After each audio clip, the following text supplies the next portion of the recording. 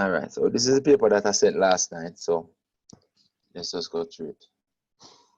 So this first question is just 2/3 squared. Now I remember a question which was the same 2/3 but at a negative squared there. So you have to see the difference. It was a negative squared there. This one is just squared. All right. So this basically is the same as 2/3 times 2/3, which therefore is 2 times 2 is 9. It's 4, sorry. And 3 is 9. So it's 4/9. Or you can just square the 2 and square the 3. All right. I think we did this question yesterday. It says this number written to 3 decimal places. Be careful. Some questions will say significant figures. Some questions will say decimal place. It says decimal place they want. This is the 3rd decimal place. I correct that 3rd decimal place using this, which is more than 5. So we're going to increase that by 1. So it becomes 3.141. So the answer is this one, B. All right. Well, this is a standard notation. We did this one yesterday as well. It's when we write it in standard form, you must have the decimal point after the first non-zero digit in the number. So we need the decimal point here. So this decimal point needs to go there. To move it there, we would have divided by 100 or multiply by 10 to the minus 2. So the adjustment would be 208.06. And to move the decimal point, we multiply by 10 to the minus 2. That will move the decimal point for us. And then to cancel multiplying by 10 to the minus 2, we multiply by 10 squared. This calculation here will move the decimal point for us. And so it will become 2.0806. And then times 10 squared again. So the answer is A. And answer is A. And a question like this, you can check the answer because if you were to multiply this out, it will give you back that answer. Or you'll move the decimal point 2 places to the right. So something you can double check to make sure that what you did is correct. All right. This question, the question that we did already as well, but let's do it again. It says $560 is shared in ratio 2 to 3 to 9. The difference between the largest and the smallest share is what? So we can set up the ratio 2 to 3 to 9, right? And we know the total is 560. So I'm going to put in a total.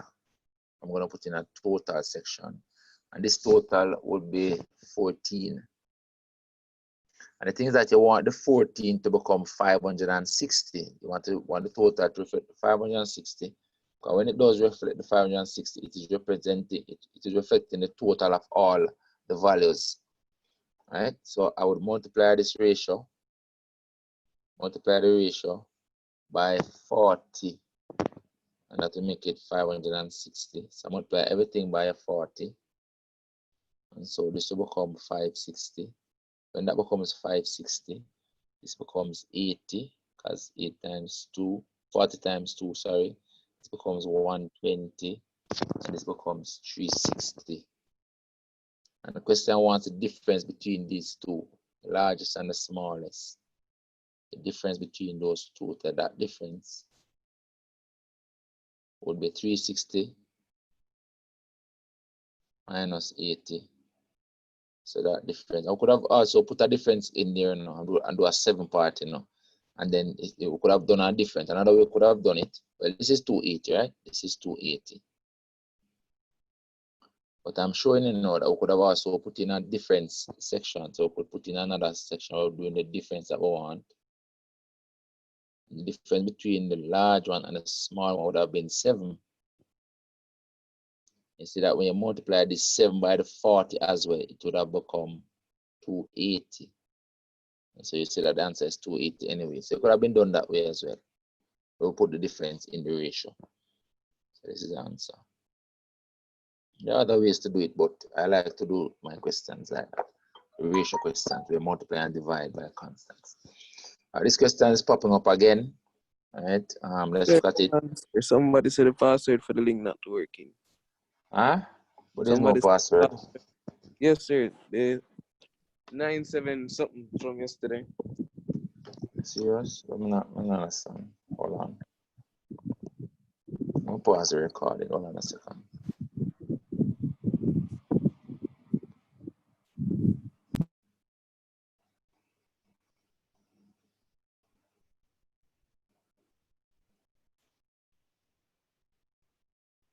All right, so this question says 60% of our number is 90, and I want us to tell them, huh?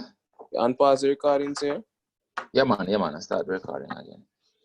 All right, so 60% of our number is 90, and I want us to tell them 4/5 of that number. So you can actually work out the number and then the 4/5, but you don't have to go all that way, right? So set out the information. 60 over 100 times some number n is equal to 90. We can actually simplify this down. All right, so if we simplify this down, we can get that cancels that, and then 2 into this is 3, and 2 into this is 5. And since we need 4/5, we don't have to trouble this 5 again. Right? All we need to do now is get rid of this 3. So we can divide both sides by 3 of the equation by 3. So 3 into this is 1, and 3 into this is 30. And then what we need to do now is multiply by 4, sorry. So what we have right now, based on what we have done so far, is we have 1 over 5n equals 30. So for this side to become 4 over 5, we just need to multiply both sides by 4 now. Multiply both sides by 4. So times this side by 4 and times this side by 4. And then you'll see that the 4/5 n is 120. I think we did it another way yesterday, but that's how we could do it as well. I could just calculate the value of n and then multiply it by 4/5. All right, in any case, that's the answer. All right, next one up here is saying the first three common multiples, of 3, 4, and 6. And this again is a process of elimination. Multiples. So this out of it. Common multiples they want. Common multiples. So we know that 4 is not a multiple of 6, right? So this one out of it as well. This one now, 8 is not a multiple of 3. Those are not common multiples either, because 8 is not a multiple of 3. So these are not common multiples. You want common multiples, mean multiples of all 3 numbers. These are all common multiples of these. So that must be the answer based on what is here. So you don't even have to waste time and work it out, because these are all multiples, common multiples of 3, 4, and 6. So that must be the answer. All right. This one, again, I've seen this question before. The one, the intersection of P, Q, and R. The intersection of P, Q, and R. In other words, which elements common to P, Q, and R? The 2 and the 2 and the 2. Nothing else is common to all 3 sets. And so that intersection is 2. 2 alone. So this is the answer. All right. This question gives us these 2 sets, and it shows that the number in P is 5, the number in Q is 9, the number in the union is 10, and I want us to find the number in the intersection. Again, we can set up the formula that says the number in P plus the number in Q equals the number in P intersect Q plus the number in P union Q. All right, we can set it up like this. The number in P plus the number in Q equals the number in the intersection plus the number in the union. So the values that you know, right? And you will work out the one that you don't know. So the number in P is 5. The number in Q is 9. So this side, well, let's put in this one. The number in the intersection, you don't know. The number in the union is 10. All right, so if we look at it, this side add up to 14. So this side also must add up to 14. So for this side to add up to 14, you need a 4 right there. So the answer is 4. All right, that's an easy way to do this question. All right, so that's question 8. That completes the first page. Question 9. Question 9 says, which of the following are equivalent? Which of the following sets is equivalent to this one? Now, equivalent sets are sets with the same number of elements. The number of elements in this set, n, is equal to 4. So looking for another set that has 4 elements in it, which is this one. N is equal to 4 in this one as well. And that is why these two are equivalent sets. Equivalent sets have the same number of elements. All right. This one now, it says all students in a class play Scrabble or checkers or both. If 36%, now remember, I know, all the students in the class must add up to 100%, you know. Right? So if they play checkers or Scrabble or both. They didn't say anybody, they didn't say there anybody who played none. So everybody then must add up to 100%. It says 36% play Scrabble only, and 48% play checkers only. See, checkers only, and Scrabble only. Right? So the remainder that plays both must make up the 100%, because everything must add up to 100%. All right? That's how you do this question. Everything must add up to 100%. So you have the checkers players, the Scrabble players, plus the checkers players, plus the intersection players. And the persons in the intersection, which is Scrabble and checkers. Everybody must add up to 100%. 100%, as is everybody, because I say everybody plays something. So the Scrabble only is 36%. Yeah. And the checkers only is 48%. And this one you don't know, which you're trying to find, let's call that x, must equal 100%. So therefore the x is simply 100 minus the sum of that, the 36 and the 48. All right, and that is 16. Subtract, you're gonna get 16, x equals 16. All right, so that's it basically. Everybody is 100% of the students. All right. This next question, it says in the Venn diagram, x represent the factors of 12, y represent the factors of 9.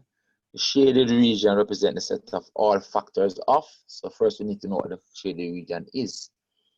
All right, so let's list them. The x are factors of 12.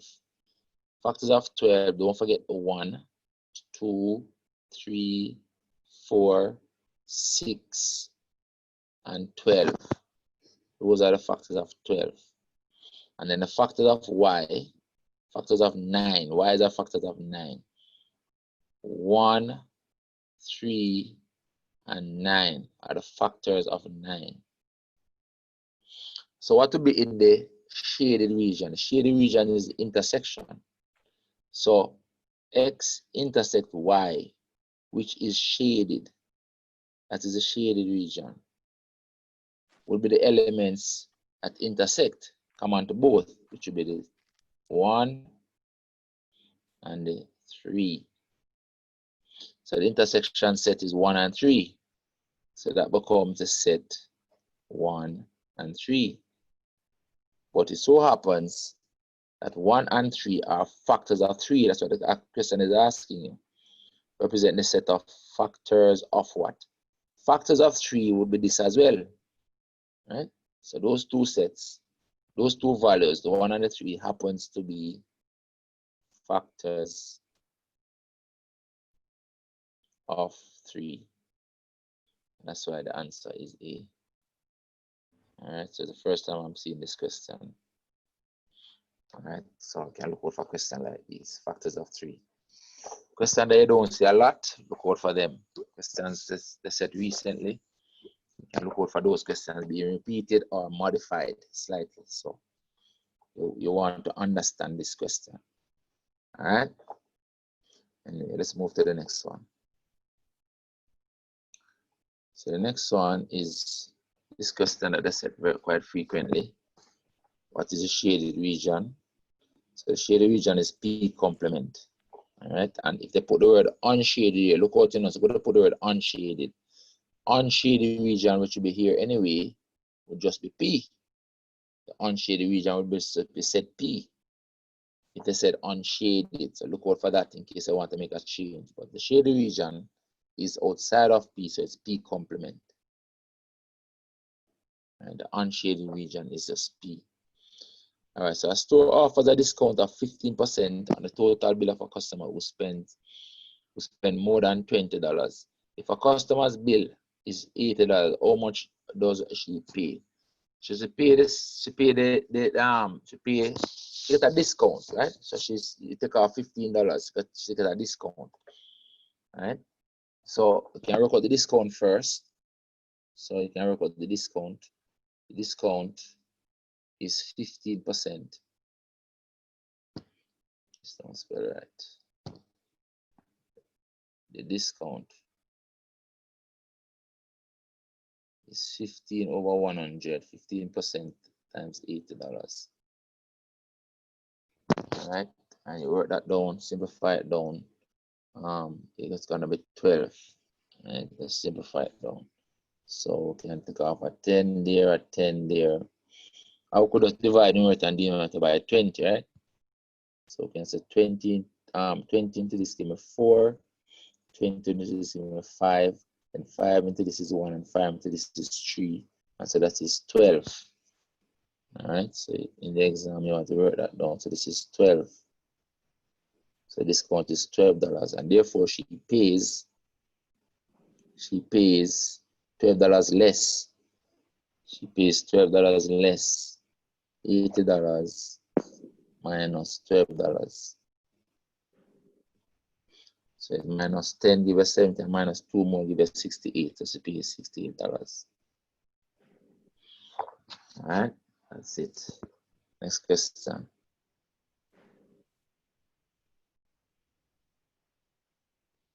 All right, so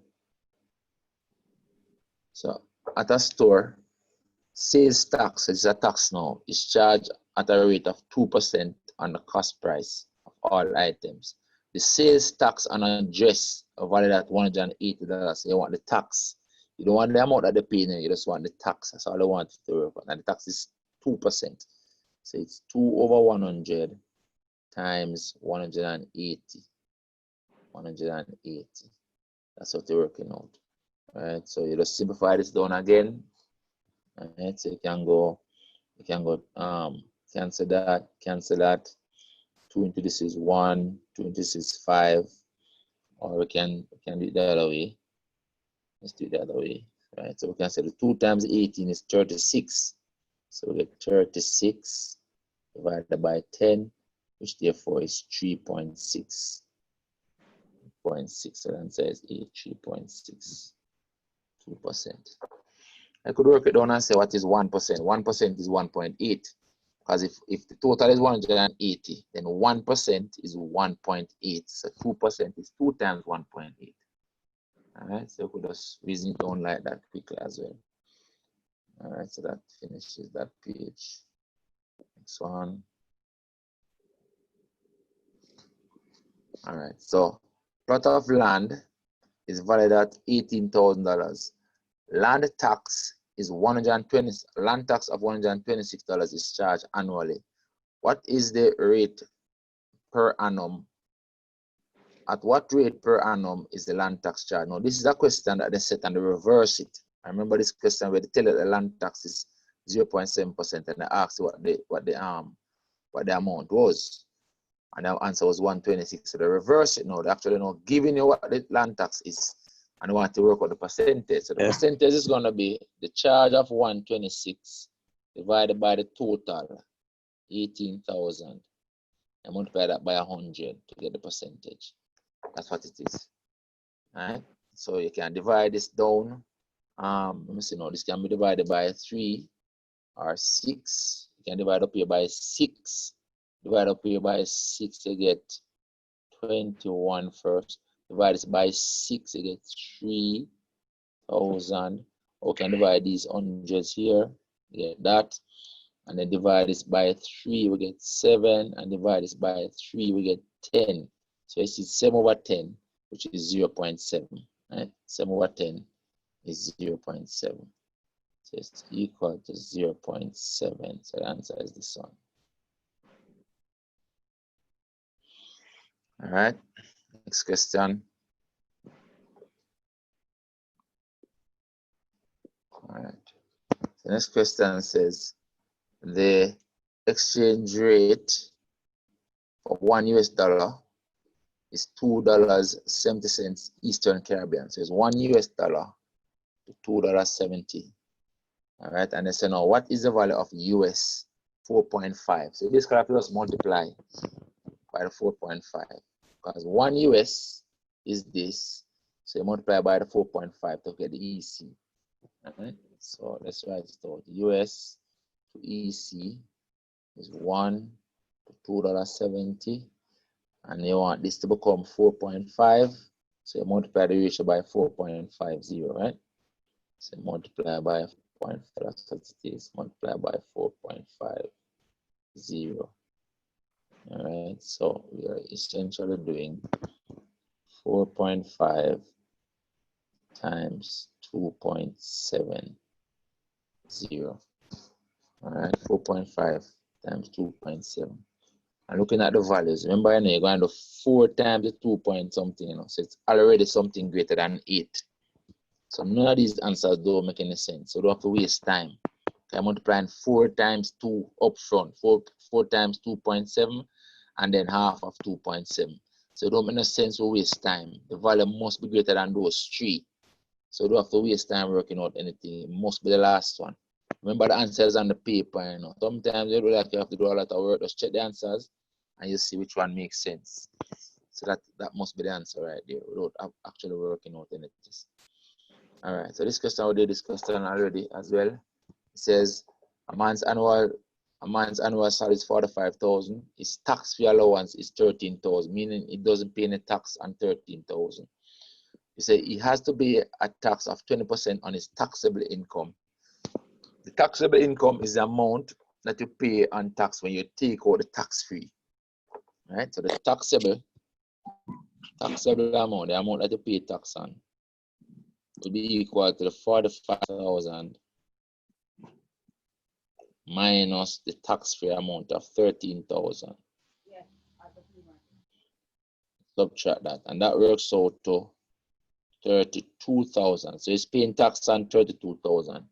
Therefore, the tax that he pays, 20% of that, 20 over 100 times 32,000. And the answer must be 64 something because of the 2 times the 32 give us 64. So without doing anything else, the only answer with that 64 in it is this. So this must be the answer.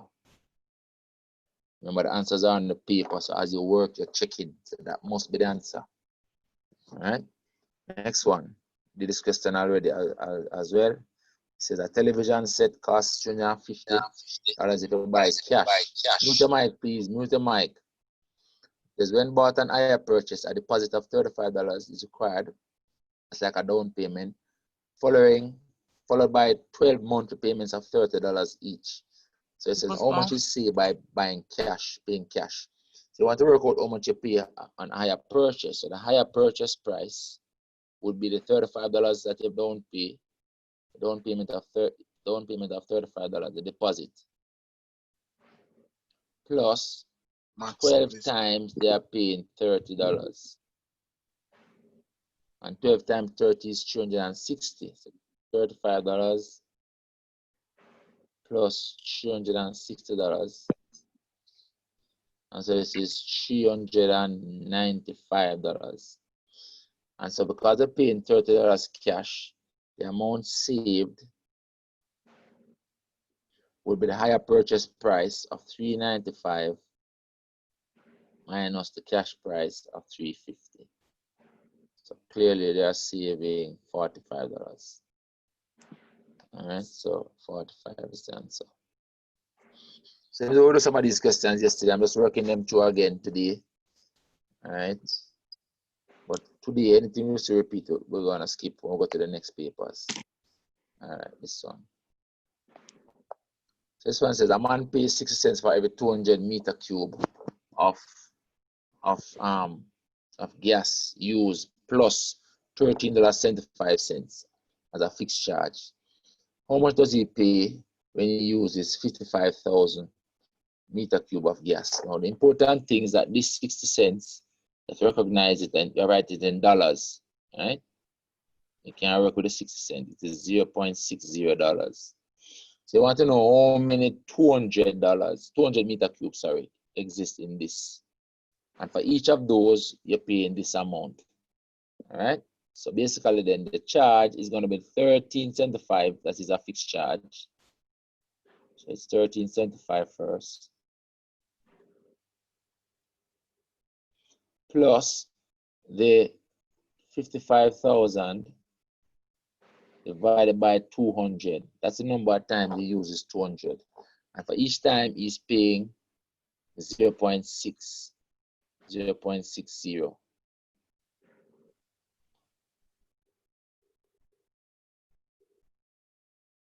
And this is dollars. And this is dollars. All right. So the funny thing with this question, you can look and know the answer now, because this is going to give you a whole number of value if you work it out, because I have all those zeros, right?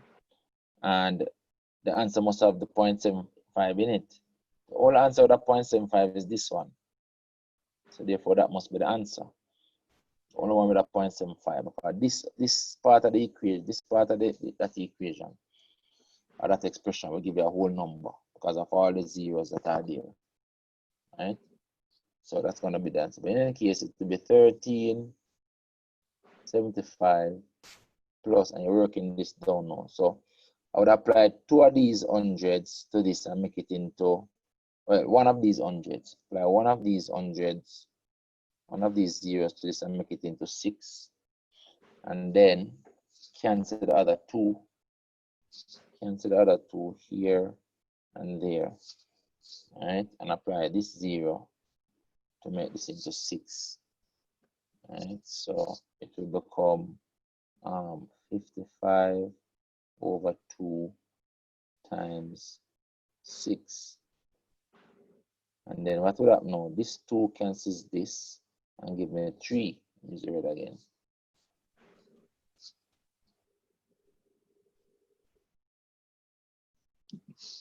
This 2 cancels it, give me 3. So you see I have 3 times 55.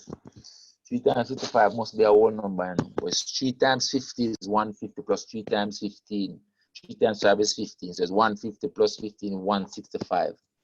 So this then is 13.75 plus 165, and it's dollars. So you add in those two. So you see that this and this give me the this and give me the 178.75. So it's 178.75. But please note that that must be the answer based on the value. So that's all this question is stupid. It's obvious that the answer must have 0.75 in it. All right. This next question is another question that I say pretty often. This one, it says, 20, item 20 reference table shows the rate charge by an insurance company. So house insurance is 25 cents. Again, it can work in cents and dollars. They're going to change this to $0.25. And this are going to change to $0.50. All right, so for every $100 of insurance, you pay 25 cents. And for every $100 of content, you pay 50 cents. All right. It says how much is a person pay if the house is valued at 50,000 and the content is 10,000. Right. So you want to know how many $100 in the 50,000. So let's work it out like this. It's $50,000 divided by 100 to know how many $100 is in it. And for each of the $100, you're paying 0.25. That's what you're working out. All right. And this is going to become 125. How? Because let's work it out. 2 of these zeros cancel with 2 of these zeros. These 2 zeros move this decimal point to the front and becomes 25. And then you have 5 times 25. All right, so 5 times 25 is 125. So therefore, this is 125, and it's dollars. So this is $125. And the content now, this is the housing now. The content now, so you're adding the content. The content is 10,000, and this is our dollars, right? Dollars. 10,000 divided by 100. That is how many times you have how many $100 in it. And for each of the $100, you're paying 50 cents, which is $0.50. And you wrote this out again. And same sort of simplify, very easy. We can say 2 of this is 2 of that. These 2 zeros move this decimal point to 50. And it's 1 times 50 is 50. All right, so anyway, take it. This is $50.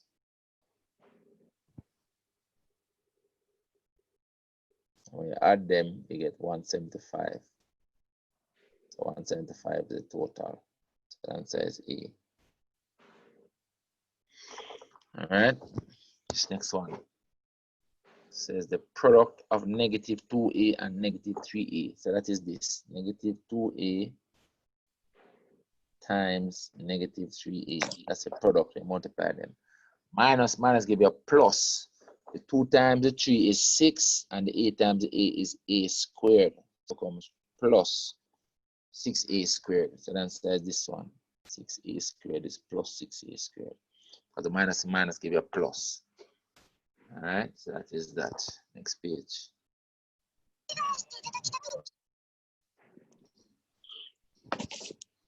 All right, so this question says, when 6 is added to a certain number and the sum, that is 6 plus a certain number, is divided by 3, the result is 4. This statement is written using mathematical symbol is. So which of these is it? 6 is added to a certain number, and the result, or the sum, this is a sum. Sum is divided by 3, the result is 4.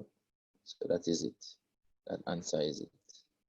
6 is added to a certain number, the sum is divided by 3, the result is 4. So B is the answer. Next one. Althea normally saves X dollars each month, but in June, she saves $4 more than twice the amount. So twice the amount will be 2X, and she saves $4 more, so you add $4 to that. So it's 2X plus $4. So the answer is this one, 2X plus $4. All right, and that's that, 2X plus $4. And put the dollar sign. So it's 2X plus $4. All right, that's that. For this question, I want us to find X. You can look at it and know that it is minus 1, you know, because remember, 3 minus 2 is equal to 1. In order for this to be equal to minus 2, then this has to be negative 1, right? The answer is negative 1. But if you don't know, you can work it out. So if you're working it out, you will transpose the 3 over here. And when you do that, you will get 2 over X equals minus 2. Okay, over the 3, you subtract it, right? And so 1 minus 3 is minus 2. So what we can do is multiply up the X and divide down the 2, the negative 2. Right? So when you do that, you carry up the X and you divide the negative 2. And then 2 divided by negative 2 is negative 1. So X equals negative 1. So anyway you want to look at it, that is it. And this is not the only way to do it. All right, let's do it that way down. That is that, negative 1. Next question is a question that I said quite frequently, but let's work it out again. X is 4, Y is 2. What is the value? Remember, if you change this to a 2 and change this to a 4, the answer is going to be different. So you have to read the question carefully and actually work it out. Don't assume it's the same question. All right? So X is 4 and Y is 2. So it becomes 4 squared, that's squared right here, plus 3 times 2 divided by the X times the Y, which is 4 times the 2. And then you simplify this down, right? That becomes 16 plus 6 over 8. That is therefore 22. 16 and 6 is 22. Yeah, 22 over 8. They divide that by numerator and denominator by 2. You get 11 over 4. And 11 over 4 is 2 remainder 3 over 4. 2 plus 2, 4 is 8.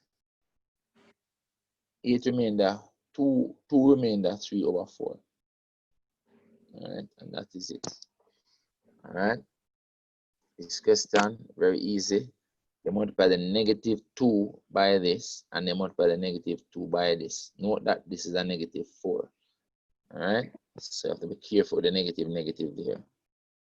So let me expand it to become negative 2 times x, and then minus 2 times minus 4. So it becomes minus 2x, minus is plus 8. So it's minus 2x plus 8. So then says B. Minus is plus. All right, it didn't have to show this line. Let's multiply it. Minus 2 times this is minus 2x, and then minus 2 times minus 4 is positive 8. All right, so anyway, you want to look at it. That's the answer right there. This question now.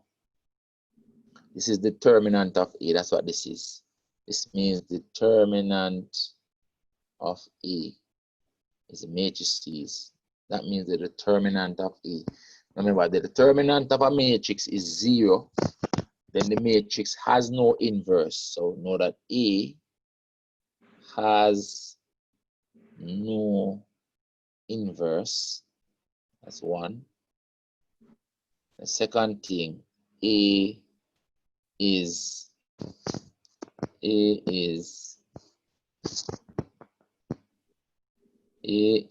singular. It's a singular matrix when it has no inverse. So this question is one of those things, two things that when the determinant is 0. It has no inverse, or it is singular. So this is the answer. They say it is singular. Maybe in another question, they will tell you this. That it has no inverse, might be another option, might be the option. Instead of saying that it is singular, they might write that it has no inverse. You have to remember that if the determinant is 0, the matrix has no inverse, and it is singular. Or they could tell you that it is singular, you must know that the determinant is 0 and it has no inverse. And if they tell you that the matrix has no inverse, you must know that it is singular, and you must know that the determinant is 0. The three things go together. These three things, this, and this, are interchangeable. Anyone you know, the other two is valid. All right? So anyone they give you, you know the other two. So that is the determinant of A is 0. That's what this means. The determinant of A is 0. That's right, the A. Determinant of A is 0. This question now. So they gave us this question. I saw this question on another paper, but on that paper they wanted us to work it out, work out what the matrix was. This time they wanted to tell them what order the matrix product x times y will be. In other words, what size. Order and size is the same thing. Size. And remember, size is also rows by columns. That's what size is. How many rows by how many columns? That's what I mean by order and size. All right? That's what order is, size. So to know what it is, you have to understand how the matrices multiplication works, right? Remember, the multiplication is possible only when the number of columns in the first matrix is equal to the number of rows in the second matrix. That's the only time it is possible. So let me set it up. So this first matrix that they gave us here, this first matrix is a 2 rows by 3 columns matrix. Rows always come first, right? So 2 rows. This is a 2 by 3 matrix. That's it. That's the X matrix. I am multiplying that one with this Y matrix, which has 3 rows and 2 columns. 3 rows and 2 columns. And so it is a 3 by 2 matrix. Now this multiplication is possible. Why is it possible? Because the number of columns in the first matrix is equal to the number of rows in the second matrix. So the multiplication is possible. These are the columns in the first matrix equal the rows in the second matrix. Because those equal, the multiplication is possible. And when the multiplication is possible, the resulting matrix will have the same number of rows of the first matrix and the same number of columns of the second matrix. So your resulting matrix is going to be a 2 by 2 matrix. The resulting matrix is going to be a 2 by 2 matrix. Right? The 2 from here goes here, and the 2 from here goes there. That's how matrices multiplication works. All right. Number of rows in the first matrix by the number of columns in the second matrix. So the answer is a 2 by 2. All right. So that's why the answer is a 2 by 2. They put 2 times 2. They could have put 2 by 2. Same as saying 2 by 2 matrix. All right. That's that. Let's continue. Number 29. All right. So number 29, I see. Give us this question. Last time I see this question, this was just a P, right? It was P minus 2Q. The last time I see this question. This time now is minus P minus 2Q. That's why you have to read the questions carefully. So you want minus P minus 2Q. Let's set up. That will become minus the 3,2 minus 2 times the minus 1, 4. That's what you're working out, you know. So the minus 3,2 becomes minus 3 minus 2. And then this minus, well, we can carry the 2. So let's put a minus, carry the 2 alone. You get minus 2 and 8. Just multiply the 2 alone. So multiply the 2 here and multiply the 2 there. Leave the minus outside here for now. All right, that's what we did. And then now we want to put these 2 matrices together as one now and focus on the negative here. That's where the mistake can be made. So as a single matrix, it becomes minus 3 plus 2 because of the minus, so we'll get the plus. All right, and then we'll get minus 2 minus 8. Minus 2 minus 8. And then minus 3 and 2 is negative 1. That's negative 1. And minus 2 and minus 8 gives negative 10. Negative 10. And so the answer is this one. Minus 1, negative 10. Don't put it below. Put it under here. It's minus 1 minus 10. The final answer. All right, good. This question now, the setting is vector parallelogram question quite frequently. All right, and I keep asking different things, but the same concept. Remember, the opposite sides of a vector parallelogram are equal vectors because the opposite sides are parallel and they also have the same length. And when vectors are parallel and have the same length, then they are equal vectors. All right, they're asking us for what is ZR. If you look at the answers, all the answers are expressed in terms of WX and WY.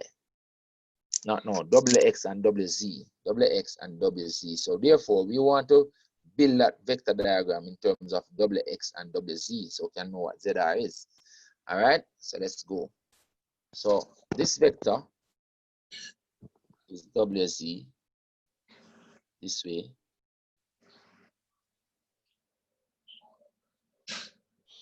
All right, so this vector up here, all of it is WZ as well.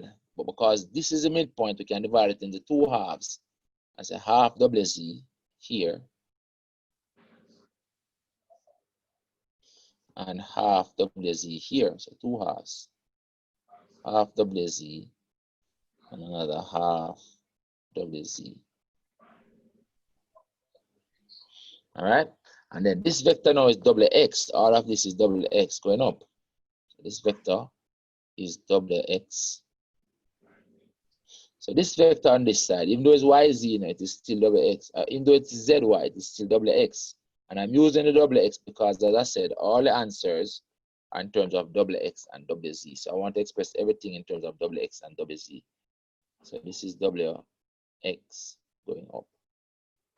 And then the question asks us for ZR. So ZR is basically looking at the diagram and see how we go from Z to R. The easiest way to go from Z to R, going along the vector directions that we know. So to go from Z to R, I'm using the blue. I just need to come up here and then go across here. That's it, you know. So just come up here like this, and then I go back this way. That's it, you know. So it means to go from Z to R, I have to go double X and then go opposite direction to half double Z. Opposite direction to half double Z is negative half double Z. In the opposite direction to half double Z is negative half double Z. So therefore my answer is double X, is the purple. It's double X, that's this leg up here. And then because I'm going in the opposite direction to half double Z, I have to put minus half double Z. So that is the answer. Double X minus half double Z. See there? This one. Double X minus half double Z. Simple as that. All right. Next question. Up here. This question says, it took a speedboat 9 hours to travel a distance of 1,080 kilometers. What is the average speed? Now remember, speed is just simply distance over time. And I want it in kilometers per hour. We know the distance in kilometer and we know the time in hours. So there's no need to change any unit. So it becomes 1080. That's the distance. Time is 9 hours. Everybody knows that 108 divided by 9 is 12. All right? So basically then, 9 into this is 1 time, 9 into this is 12 times is 0, 120. So the answer is 120 kilometers per hour. Let's put them in kilometers. All right? So this is kilometers and this is hour. So it's 120 kilometers per hour. That's the answer. All right, this one now. It's a trapezium, the one, the area. Remember, the area is half the sum of the parallel sides multiplied by the perpendicular distance between the parallel sides. These are the parallel sides. So take the half of the sum of that. And the perpendicular distance between them is this one, not this. That's not, you need a perpendicular distance between them. So you have to use a 3. So that area becomes half, let's write it up here, half the area is half the sum of the parallel side, that's 12 and 8 are the parallel sides, times the distance between the parallel sides is 3. Right, now inside there is 20, half of 20 is 10, right? So this calculation actually becomes equal to 10 times 3. This is 20, and half of 20 is 10. 10 times 3 is 30. So the answer is 30. That's it. All right. What is that? Moving to the next page.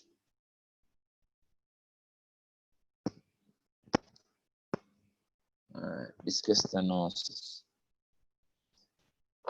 They give us this circle with center O, and it says, if the circumference of the circle is 15, if the circumference is 15, then the length of the arc is what? Now remember, the length of the arc is a fraction, theta over 360, times the entire circumference, a fraction of the circumference. The theta is a sector angle, right? The angle that subtends the arc. And remember, the 360 will be the entire circumference. That's why the arc is a fraction of the circumference. They're telling us that the circumference is 15 and the sector angle is 120. So this simply becomes 120 over 360 times the circumference of 15, and they left it here. They didn't work it out. So that is the answer. So when you're working, you have to, keep an eye on the answers. All right. This next question here. So the length of the sides of a triangle are x, 2x, and 2x. If the perimeter is 20, what is the value of x? The perimeter is 20. The perimeter is the sum of the sides. So it means that x plus 2x plus another 2x equals the perimeter, which is 20. This is 5x. So this is 5x equals 20 divided by the 5.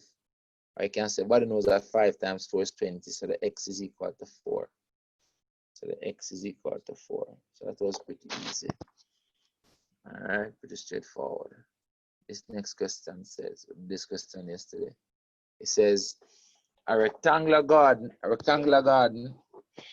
is 15 meters long by 12 meters wide and is used to plant fruits and vegetables. If 80 meters squared of the plot is used for vegetable, what area is used to plant the fruits? So it's the remainder, right? So that area that they want, that is for the fruits, would be the entire area, which is 15 times 12 minus the 80 that is already used up, minus the 80. Well, 15 times 12 is 10 times 15, which is 150, plus 2 times 15, which is 30. And then subtract the 80. But we understand that. I use the 10 times 15 to get this, because that one represents 10. And then I use 2 times 15 to get the 30 right here. All right, so that's all that. So that is 150. So this is 180 minus 80. So the answer is 100. All right, next one. This question, we'll do this question again already, so let's do it again. It says distance around a lake is 8 kilometers. On a map, the distance around the lake, on the map, the distance around the lake is represented by a length of 2 centimeters. What is the scale of the map? So you usually put the map to the land. So the scale is 2 centimeters represents 8 kilometers. And we need to break that down by getting rid of the units, carry down and say all the answers is 1 to something. So if we get rid of the units as well, if we make the 2 units on the same, on both sides the same, when you're doing scale, right? Because you can multiply and divide any ratio by any constant value or by any constant unit. Right now, this side is centimeter, this side is kilometer. We need to get this side to become kilometers. Right? So we can divide both sides by the kilometers. The first is 1 centimeter to 4. We can divide both sides by 2. Divide both sides by 2. And we get 1 to 4. Then we want to convert this 4 kilometers to meters, to centimeters. Convert it to meters first by multiply by 1,000. So you get 4,000 meters. And everybody knows that 1 meter is 100 centimeters. So we multiply by another 100. So it means that 1 centimeter to 4,100 centimeters. Then the centimeters can cancel. You divide both sides by the centimeter. And so the ratio becomes 1 to 400,000, which is the last one. And so you have to get both sides to have the same unit in the ratio. All right. For this question now, it says the diagram above not drawn to scale shows a cylinder of radius 3 centimeters, height of 8. What is the volume? Now, volume is the end area, the area of the end times the height. Right? The area of the end times the height. That's the volume. Now, the area of the end is a circle. The area of a circle is pi r squared. And the height is h, which is 8. So the volume, therefore, is pi times the radius is 3, pi times 3 squared, times the height of 8. That's what we're working out. Now the 3 squared is 9, so it becomes volume equals pi times 9 times the 8, 9 times 8 is 72, so it becomes 72 pi. 72 pi cm cube is this one. That is the answer right there. All right, nice and easy. Next question. This question again is repeated. All right, another solid geometry question. All right, so again, it says the volume of the cuboid is 320 and the height is 5. If the cuboid has a square base, what is the length of the square base? We can find the area first and then base on that. But if it's a square base, we can call it x by x. X by x. The formula connecting volume and area and height for uniform solids is that the volume equals the cross-sectional area times the height, right, when it's vertical, or the height is the distance between the two cross-sectional areas, or two cross-sectional ends. And then the A will be x squared because it's a square base, so the A will be x squared. So this volume becomes x squared times h, and so the x squared would be equal to the volume divided by h. If we continue down here, the volume is 320 and the h is 5, and that is equal to the dimensions of the square base squared. And then this works out to 64 because I can multiply up here by 2 and multiply down here by 2. Right? Just to get the denominator to be an easy number. In the exam, you want to see it. Let's multiply up here by 2, multiply down here by 2. So that becomes 10, and that becomes 640. 640 divided by 10 is clearly 64. All right, so you get x squared equals 64. X squared equals 64. And if x squared equals 64, then the x equals 8. So the one side of the square base is 8. All right, this next question says, refers to the following scores which were obtained by 11 students in a competition. What is the modal score? The mode score is the one that occurs most frequently. Looking at that, it looks like the 3. There were 3 here, a 3 here, a 3 here, and a 3 there. No other element occurred 4 times. So the frequency of the 3 is 4 because it occurred 4 times, so the mode is 3. That's the one that occurred the most. So that is a modal score. It's 3. All right, number 40. Again, it's another question that we have done.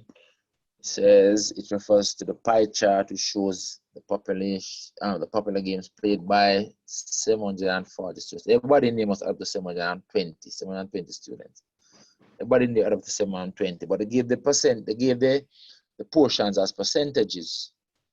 So the total must be 100%. They can't more than 100% of the person. So the total must be 100%.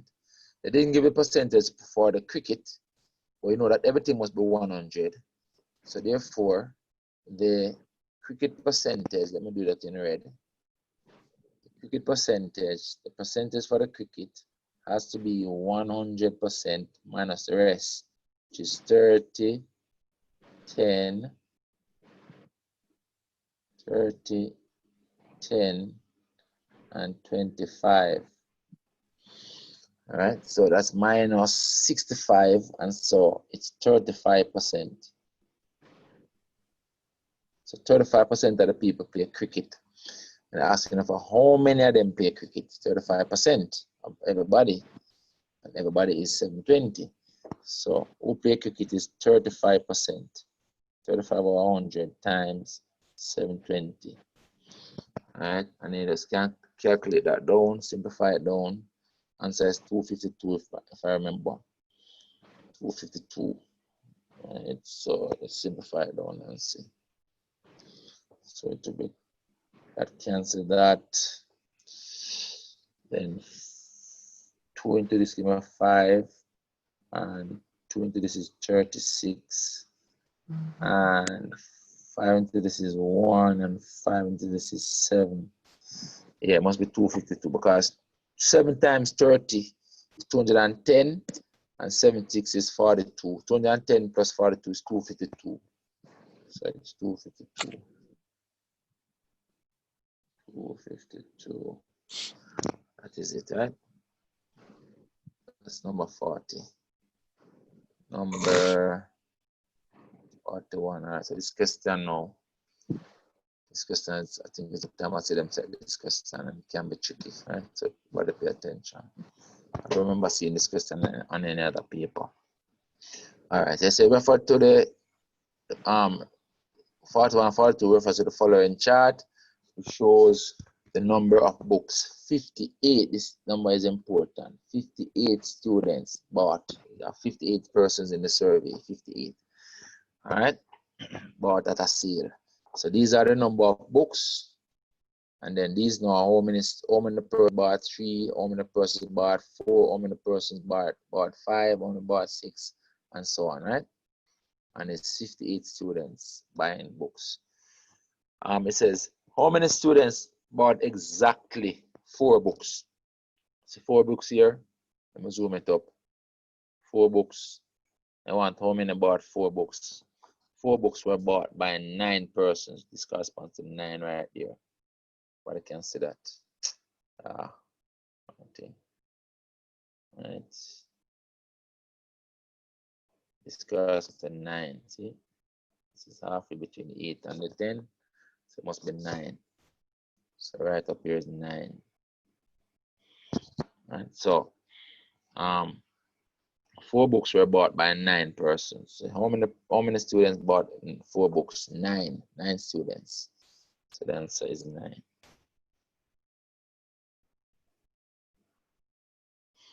So this part now is the tricky part. All right. It says the median number of books bought by the students. The median number of books bought by the student. What is the median number of books bought by the students? Now look. The data is assumed to be in ascending order already, right? Because of this 3, then 4, then 5, then 6, then 7, then 8. All right. So since there are 58 students in the survey, right, then the position of the median number of books must be half of the 58, because if you have 58 students line out in ascending order in terms of the number of books they bought, because this is it, the number of books bought is in ascending order, right? Then the student who bought the median number of books, right? The student who bought the median number of books must be the half of the 58, right? Half of 58 is 26, right? So we can say for this question down here, we can say the median is Q2, you know, the median they call it Q2, the second quartile. The position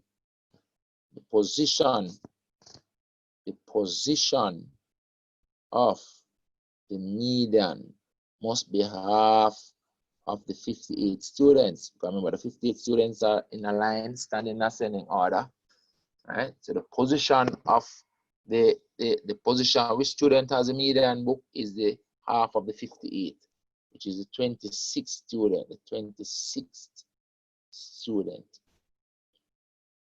He bought the median number of books. So we're going to find the 26th student by adding up the students from left to right as I go across, right? So let's put them in.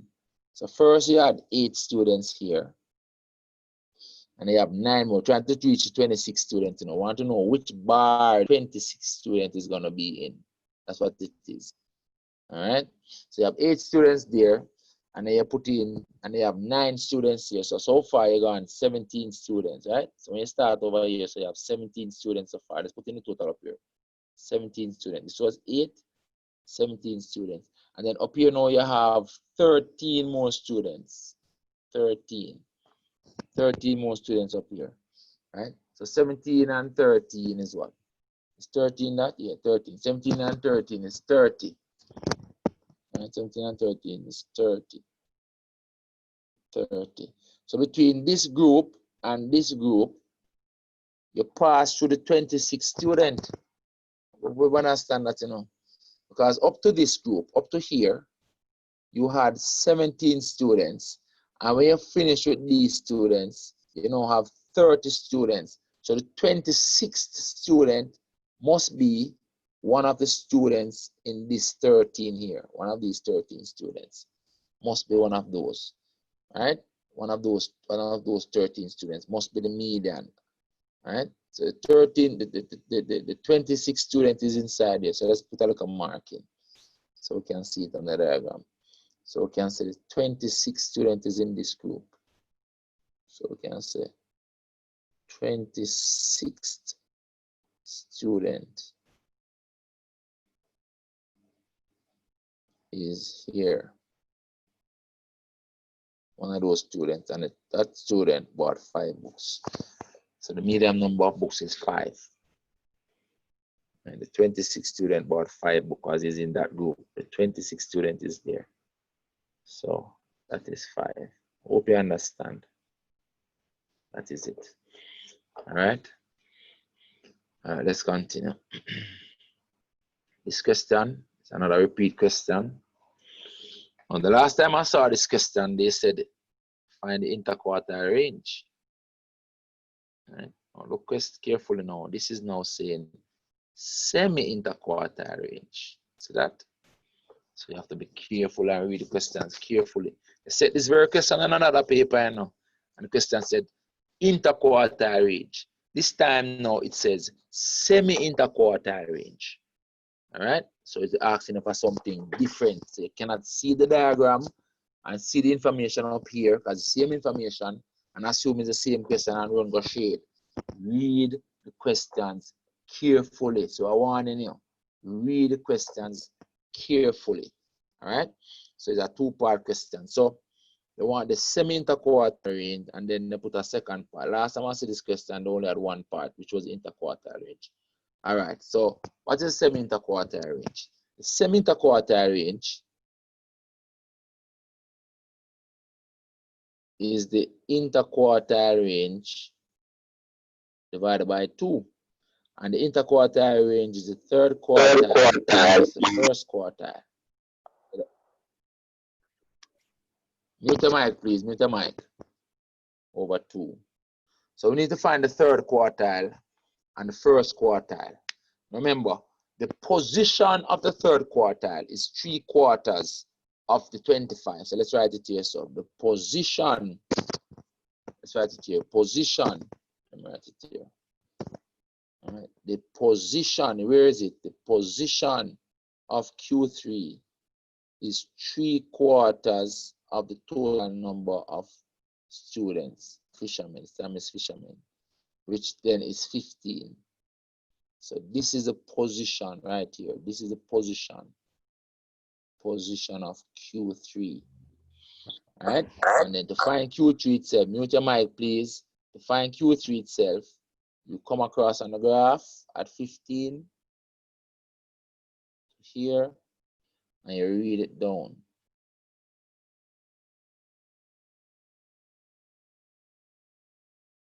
And you read the scale properly. That looks like 3.7 to me. So it's 3.7. It's Q3. This is 3.7. That is your Q3. All right. Then the position of Q1. Position of Q1 is 1/4 of the total frequency, total number of fishermen, which is now 5. So right here, this 5 right here is the 5th student, or the 5th fisherman, sorry. That's the position of the 1st quartile. And they want to know the length of his fish. So you come across on the graph as the 1st quartile length, and you read it down right here. Oh, another thing, so I write the 3.7, you have to read the scale of the graph before you actually start measuring anything, you know. You have to read the scale of the graph, right? There are 10 lines between 0 and 1. And so each small line is 0.1, right? Each small line is 0.1. So this right here, therefore, is 1.2. This is 1.2. And we're working in meters, and this is your Q1. 1.2 is your Q1. If you wanted the interquartile range, it would just be 3.7 minus 1.2. which will be 2.5. And see them have the 2.5 answer there. Anybody who don't read and see the semi is going to put this as the answer, you know, and get it wrong. Right? That's why you have to read carefully. But I want the semi-interquartile range. And so it is therefore equal to the 3.7 minus the 1.2 divided by 2, which therefore is 2.5 divided by 2, which therefore is 1.25. And so the 1.25 is the semi-interquartile range, half of the interquartile range. All right? All right, so the second part now of this question can be tricky. All right? Because of this word or this phrase, at least. All right? It says, a fish is selected at random. What is the probability that it is at least 1.8 meters long? Now, at least means greater than or equal to 1.8 meters. So you don't want less than 1.8 meters in the one. You want greater than or equal to 1.8 meters. That's what at least means. You want the length of the fish to be at least 1.5. Now, a cumulative frequency graph is generally shows how many fish would be less than. So the figure that you get on the graph is how many is less than a certain value, but you want greater than. So what are you gonna do? Find out. Let me use a different color. Let me use a red. You're gonna find the 1.8 first. I'm gonna say basically how many fish measure less than 1.8, and so the rest of them would measure more than 1.8. So we're going for 1.8. You want the probability you want to know out of the total of 20 fish. You want to know how many of them measure more than 1.8. All right, so we need to find how many measure more than 1.8. So you come to 1.8. Let's go back on the graph. So 1.8. Let me put this Q3 right here. Beside this, so Q3. So you can out of the way. Let's put a Q3 right here. Q3 is that 3.7. All right, go back for the reading now. So 1.8 is where? 1.8 is right here. This is 1.8. Right? 1.8 is right there. But what you want is those who measure 1.8 or more. This is 1.8 meters. And you're going to the right all the way out to 5. So that is where they want, you know, greater than or equal to 1.8 meters. All right. So where does that correspond to in terms of the number of fish? Because you count the number of fish up there, or fishermen, number of fishermen, not fish, number of fishermen up there. This section down here that I've marked as a range that they want, right, corresponds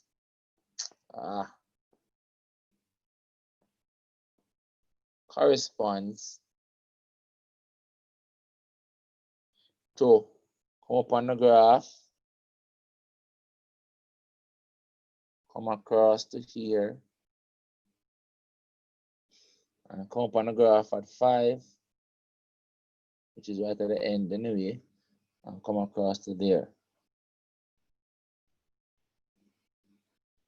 All right. So these up here are the number of fishermen who would have caught fish that is greater than or equal to 1.8. So you want to know how many of them up here. So now this mark right here says 8, you know, because you look at the scale now. Every other line, look at the scale here. So every other line is 1 because there are 10 lines between 0 and 5. So every other line is 1. So this is 1, 2, 3, 4, 5. So every other line is 1. All right, you have to be careful. Read the scale carefully. So right here is 5, 6, 7, 8. So right here says 8.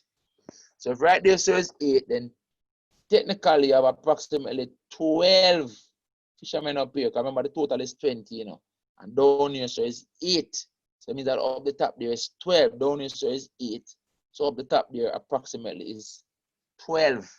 So the probability of getting a fisherman who caught a fish that measured at least 1.8 meters is 12 of them. 12 out of 20. So that is it. 12 out of 20. Hope you understand. If you don't understand, get the video and watch it again later. All right. So the answer for this one is 12 out of 80. So the probability of getting greater than or equal to 1.8 meters is 12 men out of 20. 12 out of 20. It is this 12 out of 20. Another people that might simplify and divide numerator and denominator by 3 or by 4, sorry, and put 3 over 5. Right? Instead of put 12 over 10, they might put 3 over 5. Right? But that is that. They leave the 12 over 20, that is the 12 over 20. Hope you understand this question. Plenty people go and put 8 over 20, you know. The question about asks how many scored less than 1.8. You say how many got fish that measured less than 1.8. If it was less than 1.8, it would be 8. Because you're talking about the fish this way.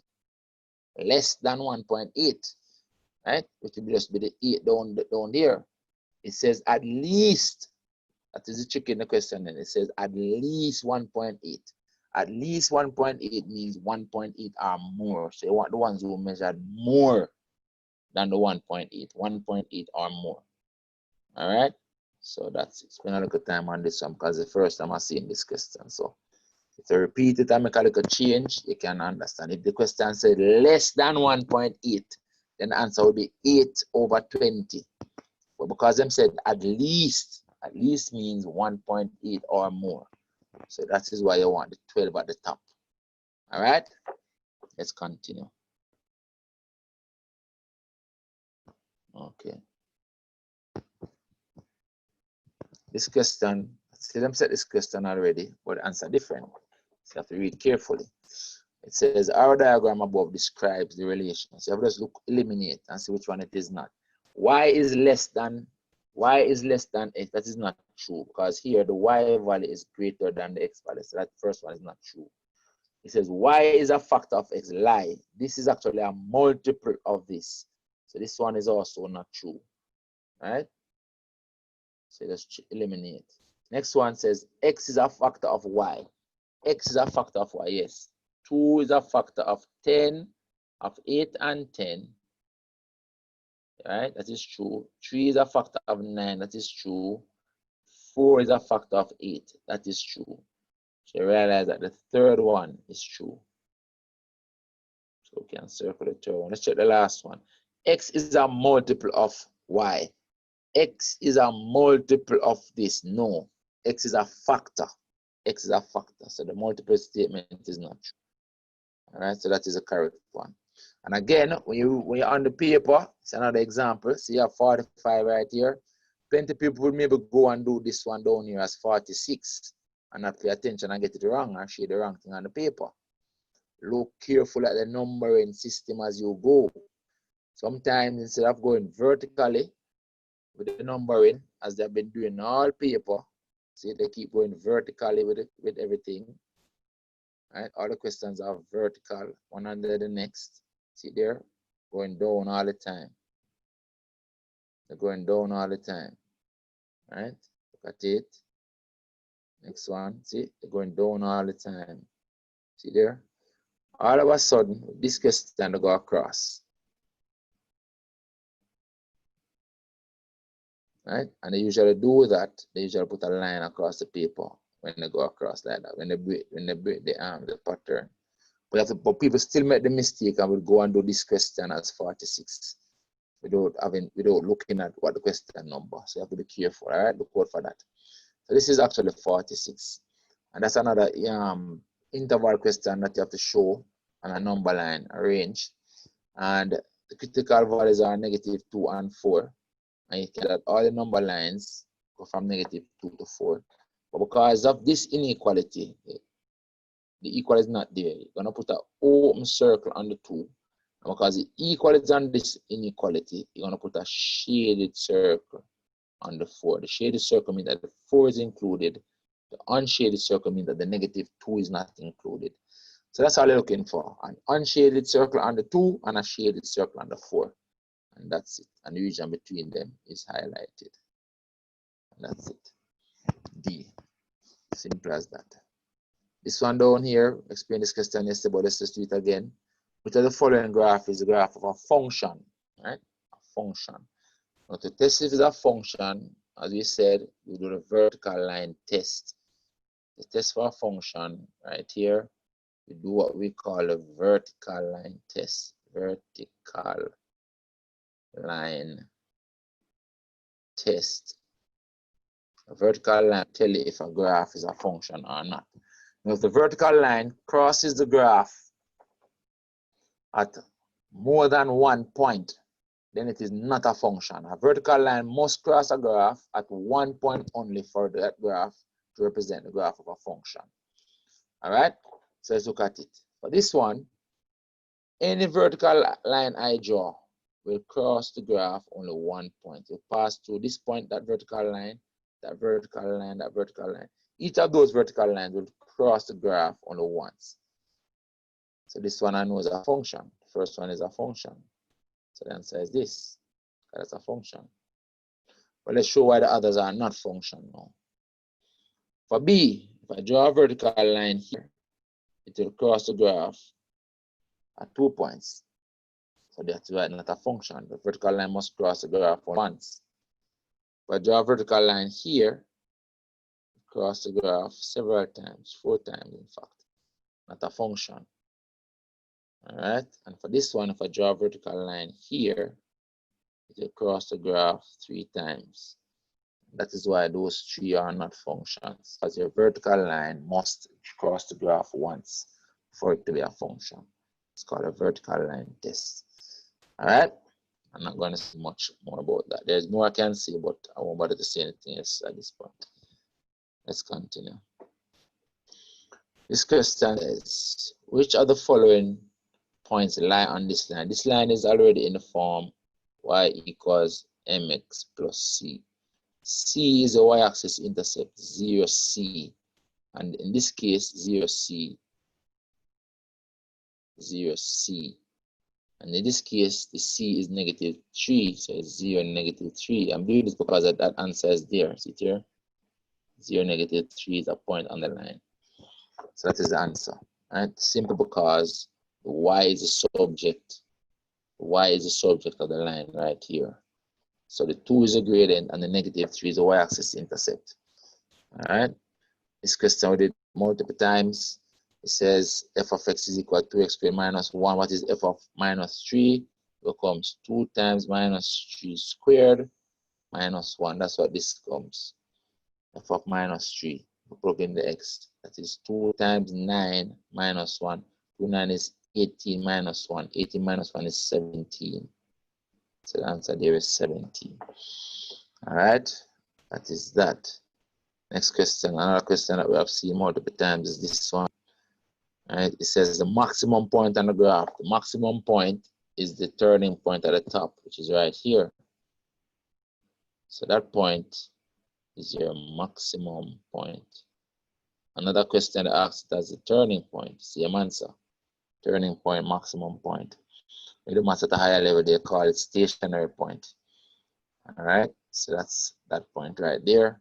Coordinates is 2, 4, 2, 4, 2 here, 4 there, 2, 4. All right, so that's coordinates 2, 4. So coordinates of that point is 2, 4. Sometimes I put 2, 4 at D. Sometimes I put it at C when they repeat this question. Next one says the values of x at the points to the graph y equals 4x minus x when intersects y equals 0. Important thing is that y equals 0 is actually the line, is actually the x-axis. Asking where does the graph intersect x-axis? Remember, this is y equals 0, that line, x-axis. So the question is asking you for these 2 points where the graph intersect y equals 0 line, which is x-axis. So it's that x equals 0 here and x equals 4 there. So it's x equals 0 and x equals 4. 0 and 4. All right, that's that. Next question. This question says, which of the following sets representing the function f of x equals x squared plus 3, and they give us those points. So basically, it's a matter of working out the values that the points will map to, right? So these are the domain values, and want to know the y values. If you notice, all the x values are the same for all the points. So it's really the y values that we need to work out, right? We need to work out the y values, and see which one of them will give us the correct y values. All right, which one of them are the correct y values? Because they all have the same x value, so we have to work them out, all right? So let's show some working. I'll do this now. Oh, piece of the thing gone. All right, cool. So it's x squared plus 3. All right, so the 1, let's show the word in red. The 1, the 0. The 0 is going to give you 3. Because if you put 0, here comes 0 squared plus 3.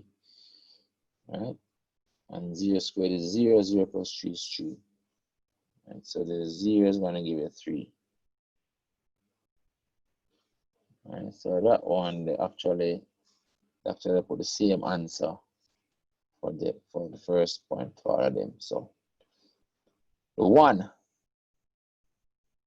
you put the 1, you're going to get 1 squared plus 3. So 1 is going to give you 4. The 1 is going to give you 4.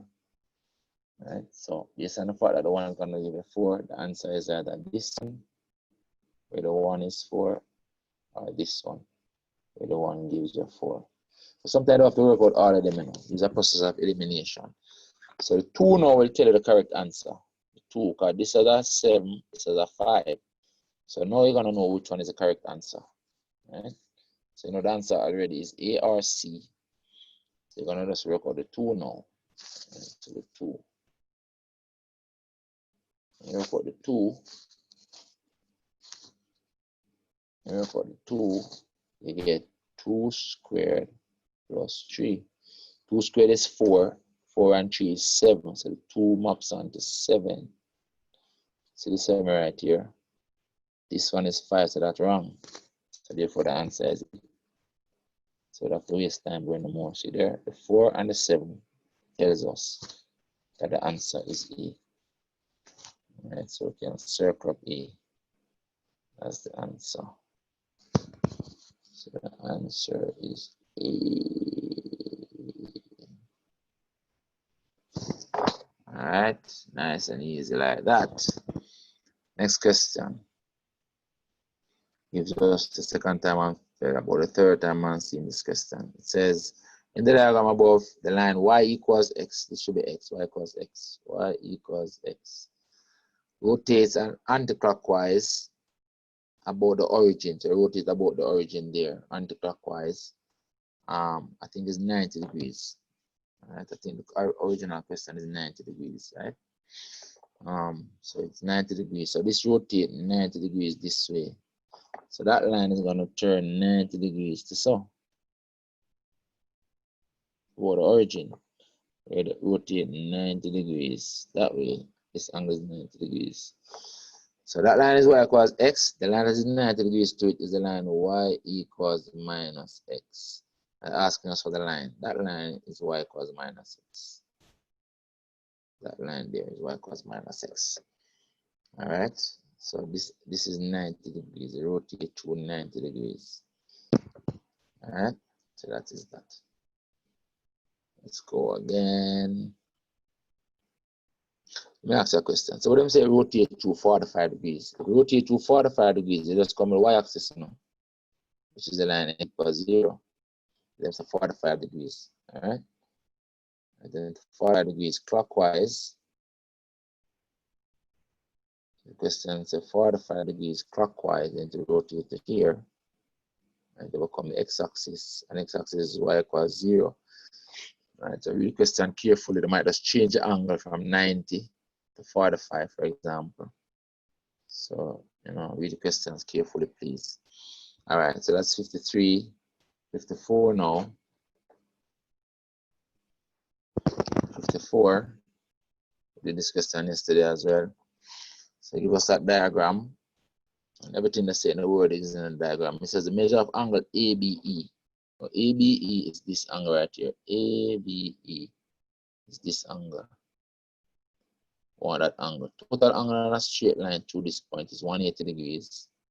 So this angle is 180 degrees minus 58 degrees. And that is 122 degrees. And so the answer is this 122. Next question says, which of the following angles are equal? And that's the last one, you know, can show it in red. And says the last one, angle ABD, angle ABD, ABD is this one, which is the 58. And angle CBE, angle CBE is this one, which also will be 58. Those two angles are vertical opposite, so they are equal. Opposite angles are equal. So answer is the last one. All right. This question, remember this question? And yesterday we did a question where it said y-axis. See, same question, you know. Yesterday it said y-axis. Today now it is saying x-axis. So you see, you cannot just see the diagram and think it's the same question. When it said y-axis, this was the answer. This. When it said y-axis yesterday. Today it says x-axis. You're reflecting over the x-axis. And so the answer now is this one, reflecting over the x-axis. And so it's reflected over the x-axis. So see, I keep telling you, careful. And read the questions carefully. So see, all these examples of why you have to read the questions carefully. Seeing them. All right. Let's continue. Number 57. This question again. One angle is x, angle B is 2x, and I want to find the third one. It is 180 minus 3x. Because so far you have 3x, the other one must be 180 minus 3x. Easy stuff. This question again is one that they repeat a lot. They want us to tell them the length of MO from those two similar triangles. If this side, as we say, cut by half, then MO is the result of cutting this side by half. And so it becomes 3.5. Half of 7 is 3.5. It is the same question. All right, asking for MO. So read the questions carefully. If it's a question you do already, read it carefully, make sure it's the same exact question. Make sure the values are the same. Because for example, can just change to all of 4, you know, and then everything different, you know. All right, so make sure you read the questions carefully. All right, just like that, or I can change it to a 2. As it changes to a 2, then this should be 1/3 instead. All right, so the answer will be different. I mean that we multiply by 1/3 if you change that to a 2. So I can change it simply like that and throw people off. So you have to read the questions carefully. All right. It's another one again that I keep repeating. Again, you have to look and make sure. So you got 8 kilometers due east. Due east means to the east. Again, remember your cardinal system, not here.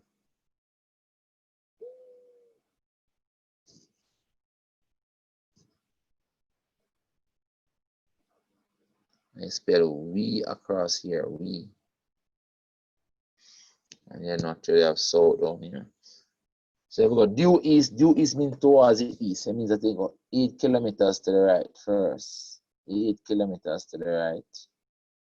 And then it go 6 kilometers due north. Towards the north means this way. 6. Again, a question I can easily change, and instead of say east, I can say west.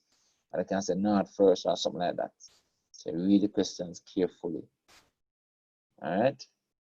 So basically that's where it goes. So it go 8 kilometers to the right and then 6 kilometers up. So it is this. All right, and make sure the letters are the same as well. A, B, and then B to C. All right, that's that. 59 and then 60. 60 says use a translation. What is the image of this point? So you basically adding 2 to this value, add this 2 to this value, and subtract 3 from that value. All right, so you can know the answer quickly. We can actually work it out. So the point, we're going to call the point P, and you add the translation, and the image is going to be P prime. I'm trying to find P prime. So the point is 3, negative 5. And you add the translation 2 minus 3. And we're working on P prime. 3 and 2 is 5. Minus 5 and minus 3 is minus 8. And so the point P prime is 5 minus 8. 5 minus 8, which is here. That's that paper. Da, da, da. Body good so far? Yes, sir.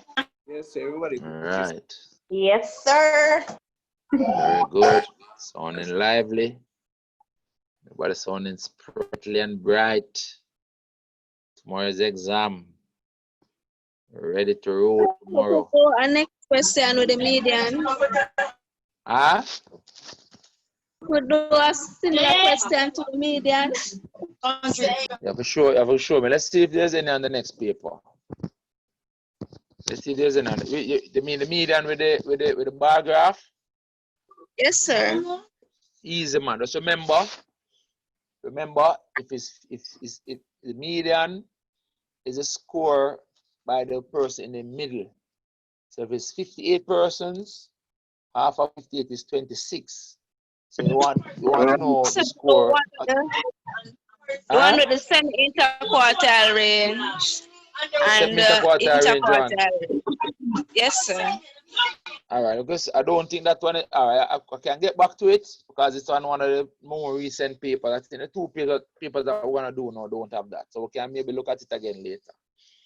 All right, it's all right. Let me see if we can find it then. Let's go back. I'll go back. All right, let me go back and see something.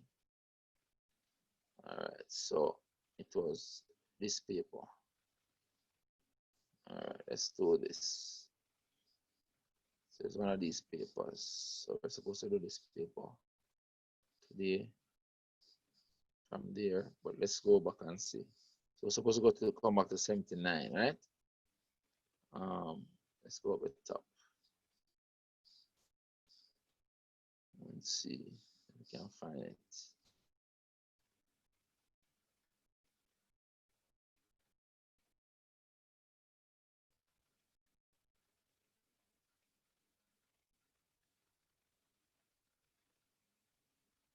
All right, that is that one, but that only has one part. So let's find the one that has 2 parts. 3 parts actually. There's one with 3 parts.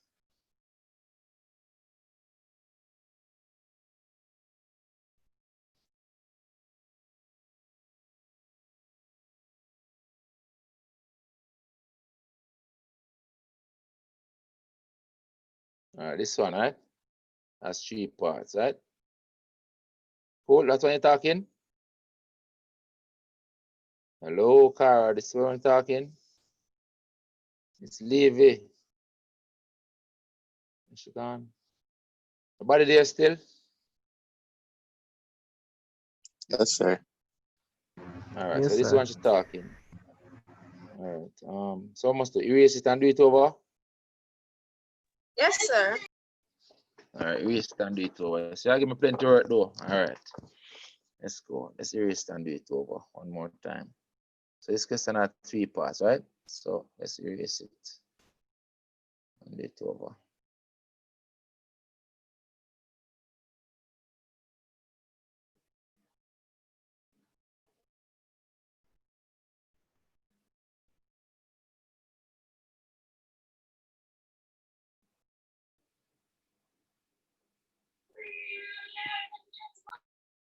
All right, let's go again with this one. So the question says, the diagram refers to, our question refers to the diagram. It shows cumulative frequency curve, the marks of 200 students who took a driving test. So 200 students took a test, whether a driving test, book test, no matter. 200 students took a test, right? And these are the marks down here, and these are the students up here. Remember, the cumulative frequency graph simulates lining out the students, putting the students in a line from the ones who get the lowest marks down here, corresponding to the lowest marks down here, right? Down there, to the ones who get the highest marks at the top over here, the ones who get the highest marks at the top. See that? So it's lining out the students in a line. That's what is the best way of doing group data, right? To represent as if you're putting them in ascending order. That's why you can use a cumulative frequency graph now to find the median, interquartile range and stuff, because to find median, interquartile range and stuff, the data has to be in ascending order. So for group data is the best way of showing ascending order. And then this graph now will show how many students scored less than a certain mark. That's what it shows. How many students scored less than a certain mark. That's what it shows generally. All right. The next thing you want to do with a question like this is read the scale before you start to do anything. So on the horizontal axis, right, if you look at it, every line is 1. Every small line is 1. Because 10, 11, 12, 13, 14, 15, 16, 17, 18, 19, 20. Every small line is 1. But on the vertical axis, there are 10 lines here between 0 and 40. 10 lines. And therefore, each line, each small line is 4. Each small line is 4. All right? And you can put in the intermediate values on there. All right, so if I put in the intermediate values, right here is 20, right here is 60, right here is 100, right here is 140, and right here is 180. And then every small line is 1. So for example, this would be 184. All right, for example, every small line is 1. So that's a scale. But the question is asking us, firstly, for the median mark of the 200 students. Remember, these are the students up here in ascending order, from the ones who scored a low mark to the ones who scored a high mark. The student with the median mark must be the one in the middle, right here, 100 student in the line. And then to find his mark, you come across on the graph and you read it down here. Simple as that, right? So I like to develop it and say, okay, the median mark is Q2. Q2 is the median mark. That's what this is. The median is Q2. All right? Q2. And so we need the position of Q2. The position of Q2 is half of 100, half of the 200, half of the 200. So that's why it is this position right here. All right? And to get the mark, we come across on the graph at the 100 mark. All right? And you read it down. And so it looks like that. That looks like about 37. So because it's estimated, look for an answer that is clear. So let me see 37.5. So it means that a little bit more. So it's 37.5. So you give them 37.5. If we zoom it up closer, we'll see it better. All right? Yeah, it's actually 37.5. If we zoom it right up, you see it go right in the middle there. So it's actually right in between. But if I do it and I get 37 on mine, and see 37.5, you're right, because it's estimation data. All right, so this is Q2 right there. Use the purple. That mark right there is Q2 right there. Q2 is 37. So that is it. All right, that's the first part. Now the next part now is asking us for the interquartile range. The interquartile range is Q3 minus Q1. And remember, we're estimating it's Q3 minus Q1. That's it.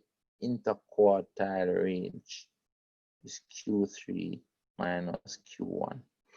All right, let's put some information over here. The position of Q3 is 3/4 of the 200, which is 150. So the 150th student, his mark is the Q3 mark. And the position of Q1 is 1/4 of the 200. So that is 50. So the 50th student, his mark is a Q1 mark. So all we have to do now is go back on the graph, go to the position of Q1. Let's use the red again. The position of Q3 is 150. So if we look up here, so 140 there and 160. So 150 is right in the middle right here. So in between them, 150. So this is 150. That is the position. That's not Q3 itself. That's just the position of the third quartile. That's the student, the 150th student.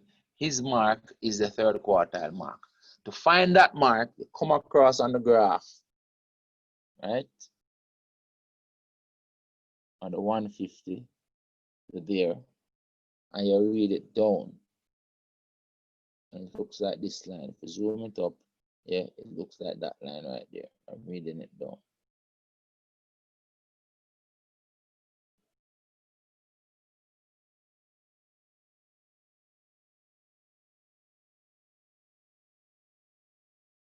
And that is 43. So this is a Q3 mark. This is Q3. This is a Q3 mark, which is 43. All right, 40, 41, 42, 43. Then the Q1 mark now is a 50. Remember the 50? So this is 40, and that is 60. So 50 must be right halfway between them right here. That must be 50. 50. And that now is the position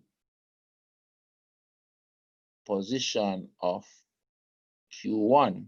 So the 50th student in the line, his mark is the first quartile mark, the Q1 mark. So to find his mark now, you come across on the graph.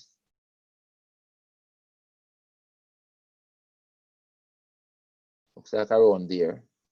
And you read it down.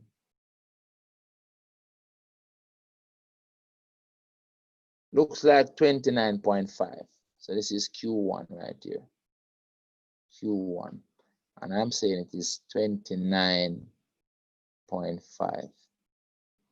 All right, 29.5 is Q1. So we'll come back to the calculation now.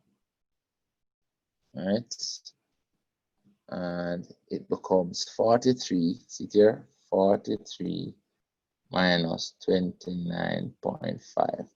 I'm only estimating. I'm getting 13.5, but the closest answer to that is this. I'm getting 13.5, but I think 13.5 is the actual correct answer. So when you just repeat this question, I think they're going to put 13.5 on the paper. All right, so this is it. That's that. All right, that's the closest answer to it. It's estimation data anyway. Right, that's it. That is the interquartile range. The next part now, that's the next part in blue. It says, if 38% of the students pass the test, what is the pass mark?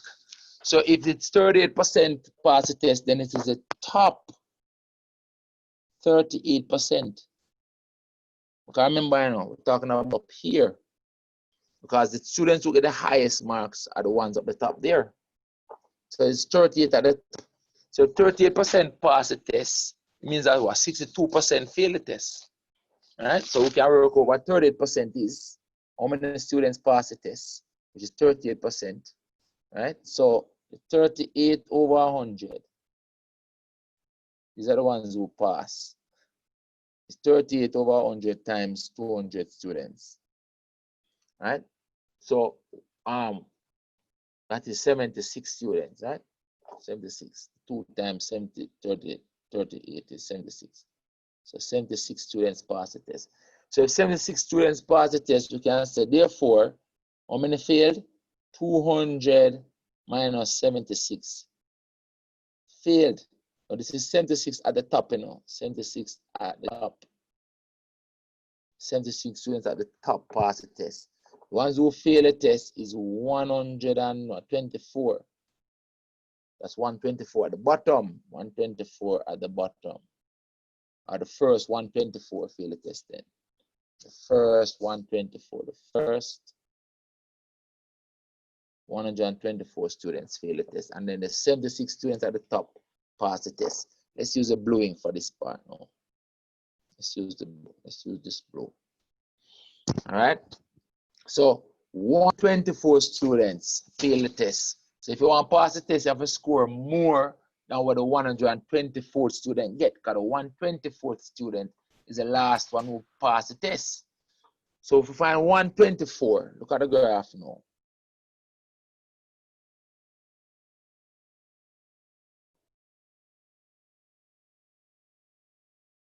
So see here, this is 120. So this is 124. Remember, every line is 4. So that is 124. That's 124, that line. So everybody up here, above that person, pass the test. That's the top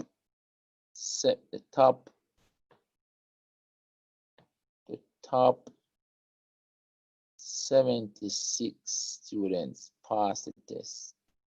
All of those students pass the test. So if you want to pass the test, you have to get a mark that is more than what this person gets. This person. What mark did this person get? Come across on the graph. I read it down. Straight into the 40. So it means that the 40 right there, pass mark. So it can be read two ways. You have to score more than 40 to pass the test. Because remember, you know, the 124th person also failed the test. You know. But a question like this, because you're only estimating. Statistics of group data is estimation data. So it's approximate anyway. It's an approximate value. It's not exact, because statistics of group data is estimation, right? It's estimation statistics. So the pass mark is 40 based on the graph. There, 40. All right, hope you understand it better. So that's that. All right. We actually continue with this paper. All right, let me see what time is it. How long have we been going for now? Started at 9, 2 hours. I could do another paper and see any question was repeated. We just skip over them, right? So maybe we can finish the next 2 paper in an hour. All right, yeah, okay, see. So going back to this. All right, we're supposed to be at 76, I think.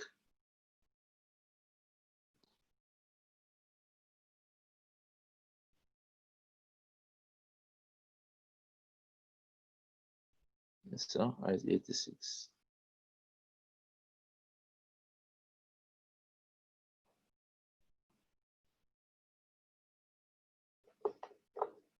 Trying to find where we were.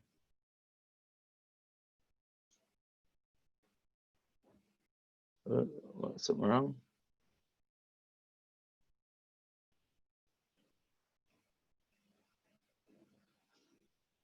It's so far. Oh, come on, that is marked.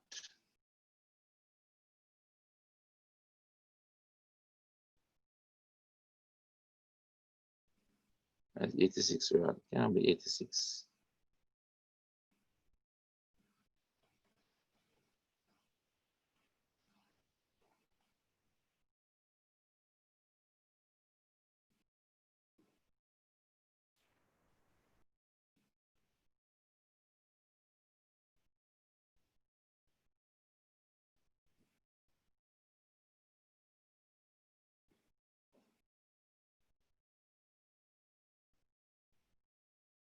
What's happening here? Something going wrong, man. I don't understand.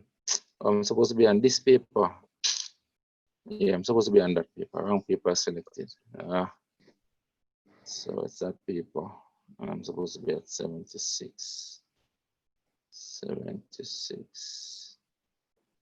I was on a solution. More than 76. Right. Okay. So good. All right. So let's fly through these last 2 now. All right. Let's fly through these last 2 quickly. All right. All right. So this in standard form. Right. To write this number in standard form. So we need to get this one right here. So we need to move it 2 places to the right. Right. So 0.0325, to move it 2 places to the right, you will basically multiply it by 10 squared. To cancel multiplying by 10 squared, multiply back by 10 to the minus 2. And this part will move the decimal point for us. And so it becomes 3.25 times 10 to the minus 2. So the answer is B. All right. What is that? Give me a second. Give me 1 second. Give me 1 second. 1 second. Da, da, da.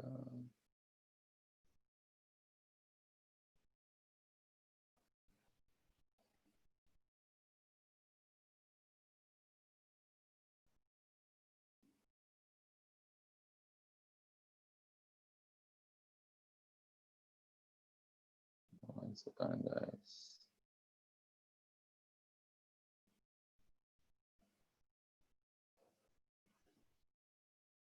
Okay. All right, this one now. What percentage of 40 is 8? We done this question multiple times.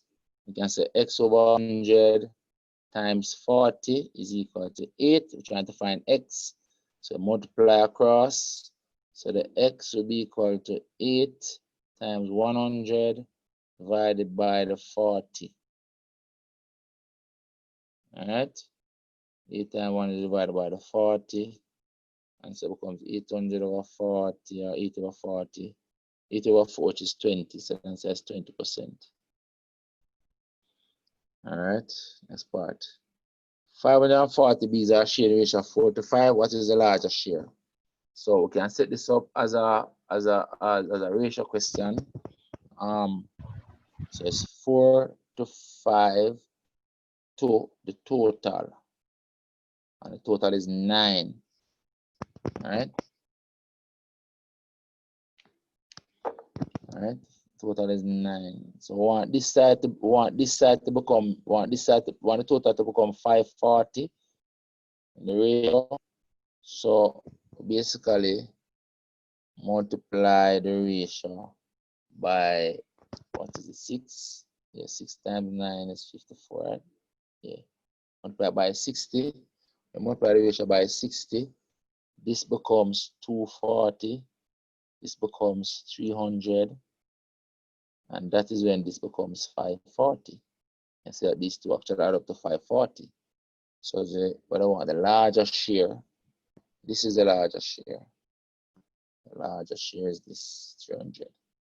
So the answer is 300. That's it. 300. Hello. All right.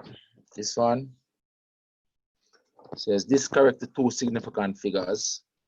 Right now, the two significant figures, this is about 19 and this is about 2. So it's almost like you're doing 2 times 19, which is 38, and it's only 2 significant figures they want, 2 figures. So the answer must be this one, 2 figures, 38. Simple as that. Next one, 0.45 written as a fraction is 45 over 100. 45 over 100, and you can divide it down, divide through by what? Divide through by 5, you get 9 over 20. You divide through by 5, you get 9 over 20. All right, so you get that. Divide through by 5, 9 over 20. Next one, the exact value of this. All right, now notice all these values have 207, 207, 207, 207. It's a matter of knowing the size of the number, you know. It's a matter of knowing the size of the number. So this number is approximately 40. Look at it. This is approximately 40. If you just carry it up, it's approximately 40. And this is approximately 2. It's approximately 2. Right? But you can't just calculate, I know. Right? So this is approximately 40. And this is approximately 2. So this, therefore, is like dividing 20 by 1,000. So decimal point is supposed to be, the decimal point is supposed to be 1, 2, 3. So the answer therefore, based on those, is supposed to be 0.020. 0 something. So it has to be this one. Right? This and that has to be that one. So it's this one. B. All right. Next one. 3.3 times 2.5 and 5.3 times 2.5.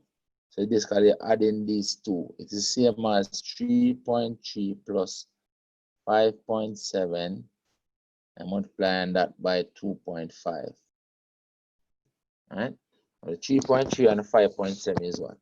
9. So it's like 9 times 2.5. So 9 times 2.5. The 9 times 2 is 18. So you already reach up for this. So this must be the answer. Okay, it must be a value bigger than 18. So it's 18 plus 4.5. 9 times 2 is 18. And then the 9 times 0.5 is 4.5. So that's how we get the 22.5. Right? So sometimes I have to work it out fully. Clearly, it has to be something greater than 18. The only answer greater than 18 is 20.5. Next one. The value of this is 2. This 2, the value of it is 0.02. 0.02 is here as 2 over 100. So the value of that is that. All right. Next one. What is the largest prime number that is less than 100? That's 97. 97 is a prime number. That's not a prime number. It can be divided by 17. This number can be divided by 3. And this number can be divided by 9. And so prime number is 97. All right. Next one. 3n is an odd number, which of the following is even? Either the number before the 3n or the number after the 3n. This is the number before the 3n is even. All right, that's that. Nice and easy. Fast and quick. Next one. This question is repeated again. Which of these sets empty? We know that there's no odd number that is even, so there's no intersection between these two. No intersection. So Q and R has no intersection. So that is this. This will be empty. There's no value that is odd and even at the same time. All right. The set x greater than or equal to 6 less than 10, where x is an integer. Integer is a whole number. So you're less than 10, so you're not including the 10. So you're going from 6 to 9 basically. 6 to 9. See here, 6 to 9. You're not including the 10. They're talking about whole numbers. Integers are whole numbers. All right, so that is that. Q is ABC. How many subsets does it have? It means that the number of elements in Q is 3. And so the subsets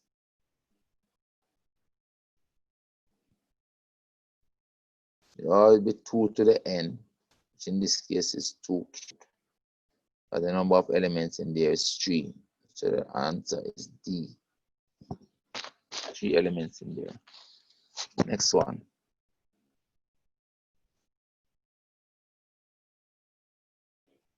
Which of the following statement is true? M is PQR and N is PQ. So it means that M is inside of N. N is inside of M. Right? So if you draw a diagram, and you have M, then N is inside it. N is inside it. Right? So you have P, Q, and R out there. That's what it will look. Which of the statement is true? The intersection is N. This one is true because M and N is the same. So the intersection is also N. The intersection is N.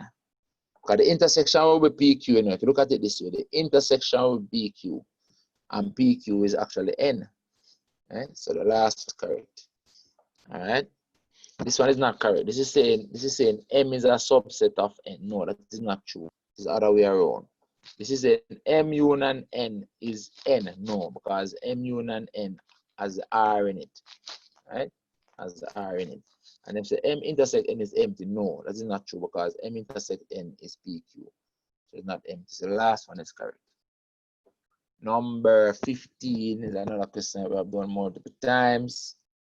Is this one. right? You have $6 TT being equivalent to 1 US.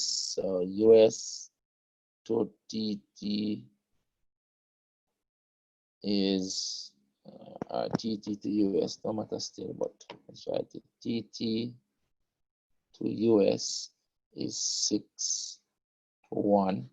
And I wanted to get 15. I wanted to get 15 TT. I want the TT side to become 15. So I can carry down to 2 first. No, carry down to 3 first by multiplying by a half. Right? And it goes down to 3, and this goes to half. And then I multiply by a 5 to get up to 15. Multiply by a 5 now. And I have to carry the TT side to 15. This becomes 15. And this becomes half of 5 is 2.5. So the answer is 2.5. 2.5 is right here. Simple as that.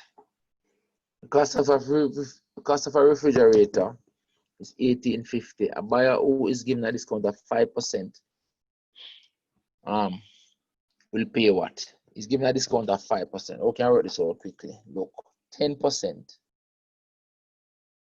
is 18.5, 185. And therefore, 5% is half of that. 5% is half of that, which is that is 9.25, 9.25, right?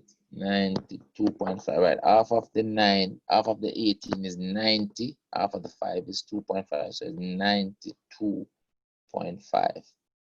So basically subtracting 92.5 from this to know what he pays, right? So he pays $18.50 minus 92.50. Right? That's what he pays. So let's write that out. I'm gonna get 1757.50. Work it out. So this is the answer. So I did a calculate what 10% is by dropping off one of the zeros. That's 10%. And then take half of that for 5%. So this is 5%.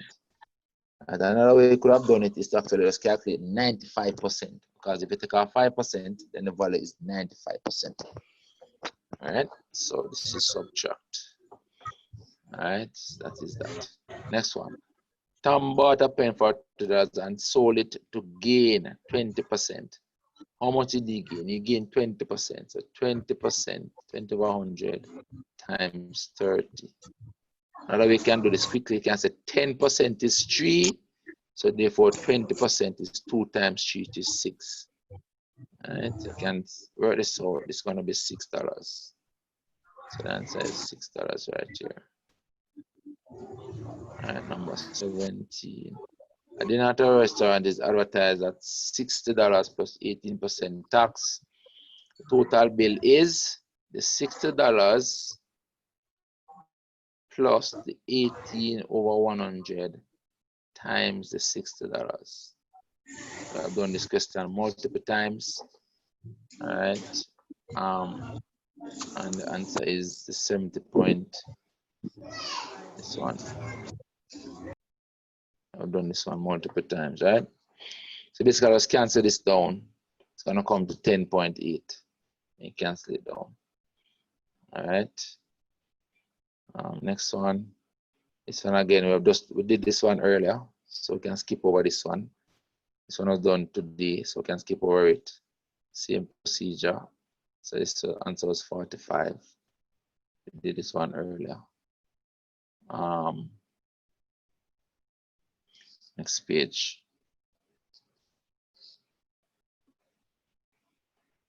Remember, any question I do already skipping over, right? Simple interest on a sum of money invested for 5% for 3 years is $90. What is the sum? So they want to know the principal. That's what the question wants to know, the principal. All right, so remember the formula is that I equals PRT divided by 100. In this question, they gave us the R right here, they gave us the time right here, and they gave us the interest right here. The simple interest on a sum of money invested for that 5 years. What is the sum? I'm trying to find the R. The sum is the R that we're trying to find. That's what we don't know, the R. So I have to make not the sum, the P, sorry. The P we don't know, the principal. The P, the sum of money. So we try to make this P the subject. So you multiply by the 100 and divide on the R and divide on the T. Right? And so the R is equal to 100 times the interest divided by the rate. Not the R I want, I want the P. I keep writing R. I want the principal P. Divided by the rate and divided by the time. So it's 100 times $90 divided by a rate of 5 and a time of 3. All right, I'm trying to find P. So simplify this. So 3 into this is 1, 3 into this give me 30. And then 5 into this give me 20. So it becomes 20 times 30. Let me use the reading. We cancel it.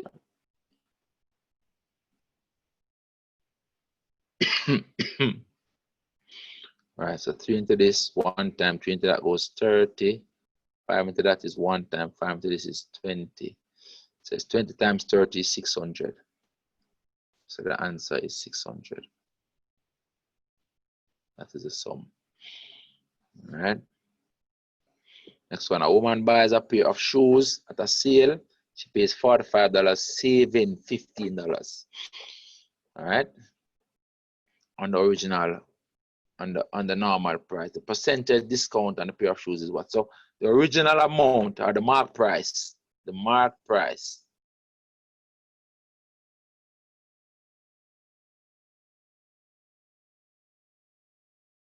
has to be the $45 plus the discount what she get. She saved $15. It's $15 discount. So it's 45 plus 15. So the mark price is actually $60. Right? And them ask us for the percentage discount. Remember the discount is 15, you know. So the percentage discount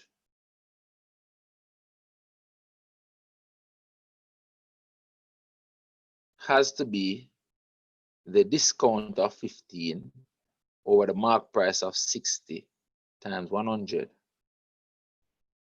Hope everybody understands that. If she pays $45 and save $15, it means that the discount is $15. And so the original price was $60. So she's working on 15% of 60. Right? And that is going to be what? 25, because 15 this is 1 and 15 this is 4. And then 4 into this is 25. 4 into this is 1. So it's 25%. 25%. All right, so if you read the questions carefully, the mark price, the original price was $60 because she get a savings of 15 after she paid 45. All right, next question. If the simple interest on $900 for 3 years is 108, some 12 thing coming into this, you know, for instance, 9 and 108, you know, 12. What is the rate of interest? Same thing again. I equals PRT divided by 100. And you're trying to find the R this time. All right, so they gave us simple interest on. This is the principal. This is the time. And if the simple interest on non-level G is this is the interest. I'm trying to find the R this time. So the R this time is 100 times I divided by the principal and the time. So the R is equal to 100 times the interest of 108 over the principal of 900 times the time of 3. All right, so basically we wrote this down. Let's work it down. So 100 cancel the 100. The 9 into this give me 12, and then the 12 divided by the 3 is 4. So the answer is actually 4, which is this. All right. Next one, because we've done multiple times. When you multiply indices, you add the power. So the 3 times 2 is 6, and the x squared times x to the 5th become x cubed become x to the 2 plus 5. Add the powers. 2 plus 3. 2 plus 3. So it becomes 6x to the 5th power, which is A. All right, next one up the top here. Again, it's a question we've done multiple times. We want the two fractions to be the same. So simply multiply this fraction by 3 over 3. So the denominator becomes 15. And multiply this one by 5 over 5. So the denominator also becomes 15x. The two denominators become the same. And so we are therefore working out 3 over 15x and 10 over 15x.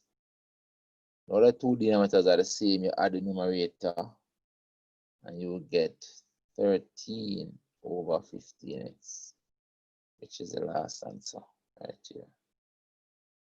All right, next one. Using distributive law is basically like we're factorizing. All right, so this basically, if you simplify, it's same as PQ minus PR. That's what it is. And if you factorize the P, you get Q minus R inside here. So it's P into Q minus R, so the answer is this one. All right, that's it. Next one, then in these values, x is minus 2, y is 3, and t is 2. So we get negative 2 over 3, and this t is 2. All right, so that negative 2/3 times negative 2/3.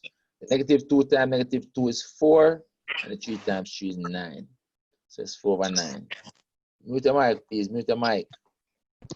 Mute your mic. Next one down here. P star Q is 2P plus Q. So this is your P, and this is your Q. Right? So your P, your 2 star 3 becomes equal to 2 times the P value, which is 2, plus the Q value, which is 3. That becomes 4 plus 3. That becomes 7. So the answer there is a 7. Number 27. Number 28 on the next page. This question I've done multiple times. I want to find the value of x. First, we're going to divide both sides by 5. Right? Divide both sides by 5. So you're going to get 2x minus 1 equals 7. You're going to add the 1 and divide the 2. Add the 1 and divide the 2. Right? 7. So the x is going to be 7 plus the 1 divided by the 2. X is therefore 8 over 2. And so that is equal to 4. So the answer is D. All right. This one I've done multiple times. Again, check the values, make sure. It becomes 4 squared plus 3 times 2 over 4 times 2. We did this question earlier today. All right, and the answer was 2 and 3/4, because it becomes 16 plus 6 over 8, which therefore is 22 over 8, which therefore is 11 over 4, which therefore is 2 remainder 3 over 4. So it is this. All right, number 36, number 30. Number 30. When 6 is added to a number, the sum, when 6 is added to a number, we did discuss that earlier too. When 6 is added to a number and the sum is divided by 3, the result is 4. See here, 6 is added to a number. The sum, this is the sum, is divided by 3. The result is 4. So the answer for this is A. This is a question we did earlier. I think when we did it earlier, the answer was B or C, somewhere there. All right, next one. This question I do already as well. When 5 is added to a certain number and the result is multiplied by 3, the final answer is 27. So see here, when 5 is added to a certain number and the result is multiplied by 3, the final answer is 27. That's what we did. So when divide by the 3 first, we're going to get x plus 5 equals 9. And then subtract the 5, we get x equals 4. Another question that we have done multiple times. All right, all these questions repeated. And we come up to this one at the top. It's another millimeter. It's another question. We divide by 1,000. 1, 2, 3. Decimal point goes there. It says 3.8. 3.8. And then this one now, it says circle shown in the diagram not drawn to scale at a center O. The area of the circle, the radius is 3, the radius is 3, and the area is pi times r squared. So it becomes pi times 3 squared. 3 squared is 9, so it becomes 9 pi. So the area is 9 pi. The radius is 3 pi, the diameter is 6. Next one, number 34. This converted to hours. That amount of seconds converted to hours. Right? You basically convert it to minutes and then convert it to hours. So you keep dividing. It says 10, 8, 0, 0 divided by 60. You get minutes. And you divide by 60 again. You get hours. That's what you're working out. All right. So this 6. Let me use the thing. We can't take it down now. Let's cancel it down. This 0 cancels this 0, and this 0 cancels this 0. And then this this is 36 under here. All right, so we can, this is 36. 6 times 6 is 36, and we can divide by 12. Right? Divide by 12, right? So 12 into this, give me 3. And 12 into this, give me 9. And then 9 divided by 3 is 3. So the answer is 3.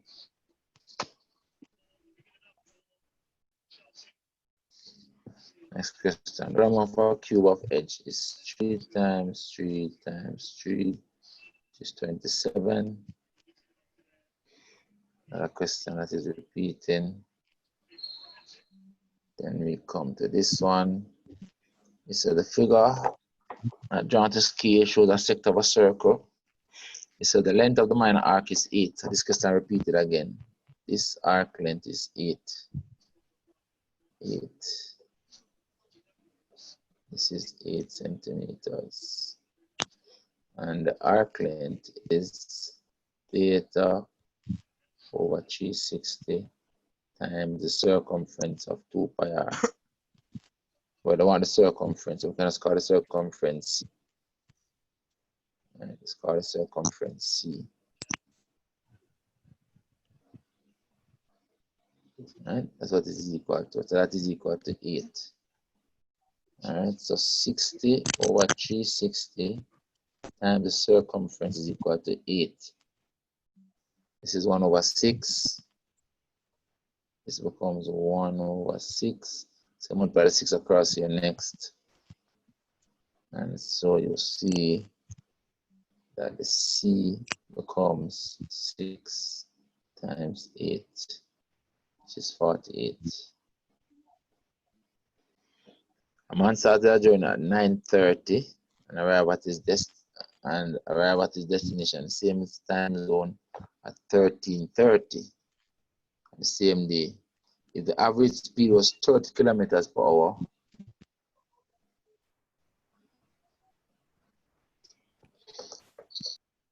and the distance in kilometers is what? All right, so we need to work out how long he traveled. So he started at 9:30 and he finished at 13:30.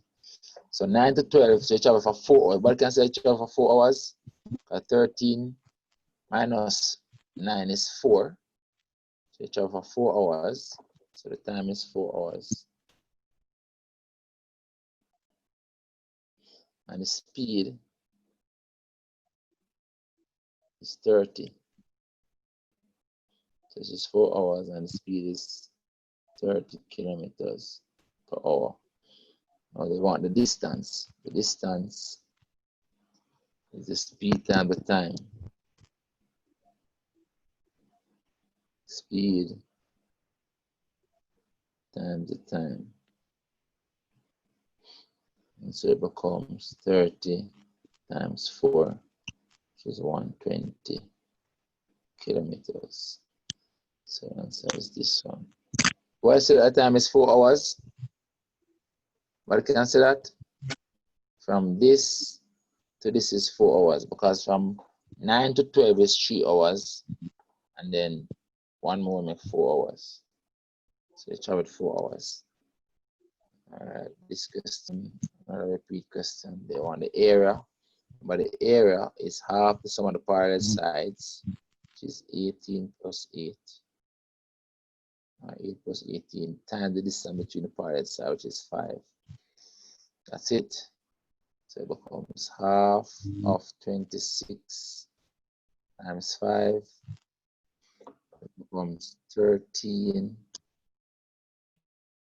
times 5, which is 65. So that becomes 65.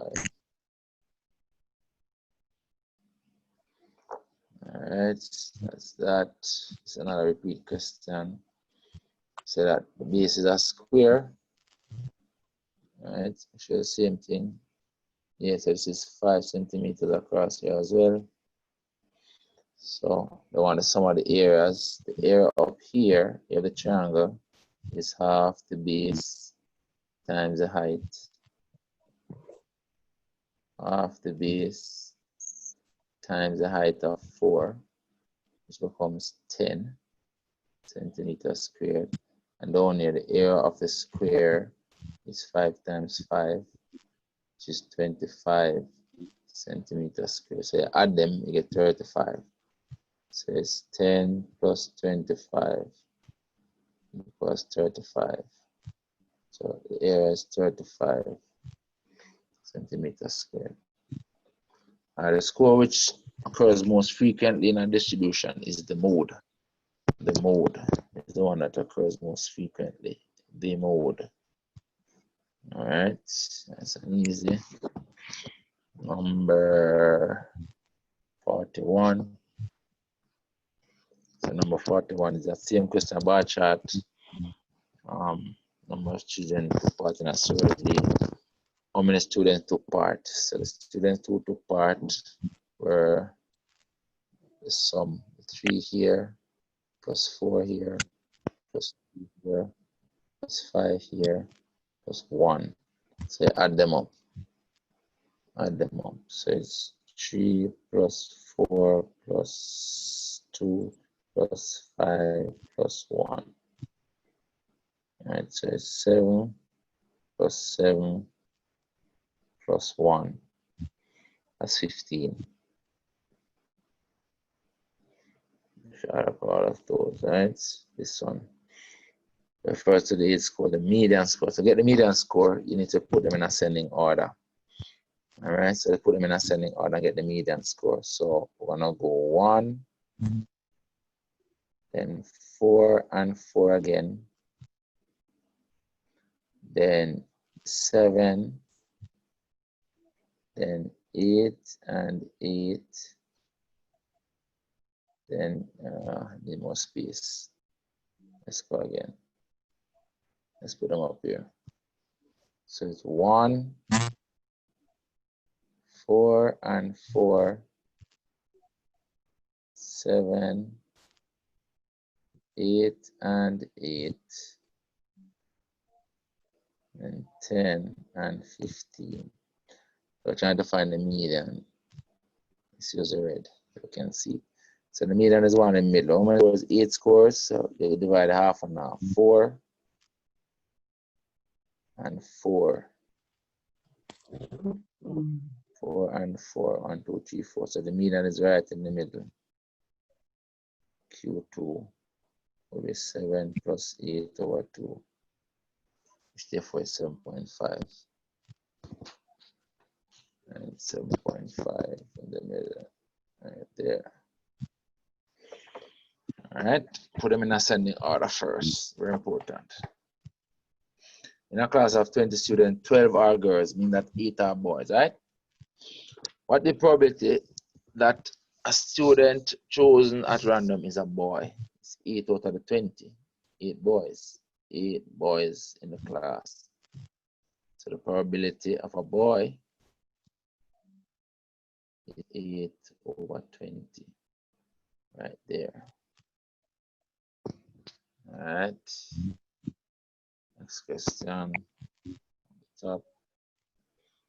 We're gonna take a break after this, right?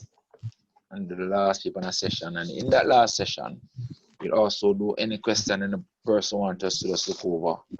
So we're gonna do the one last paper later, and then you can look through and any question you want to repeat. Just like Okara asked me to repeat one question today, you can do that a little later.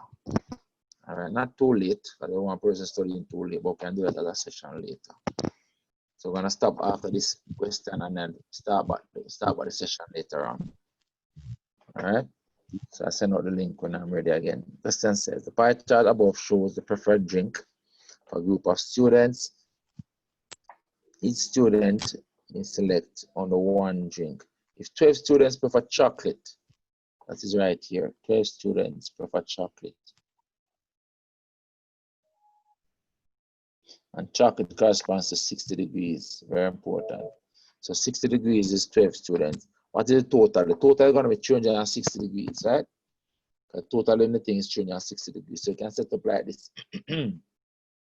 60 degrees corresponds to 12 students.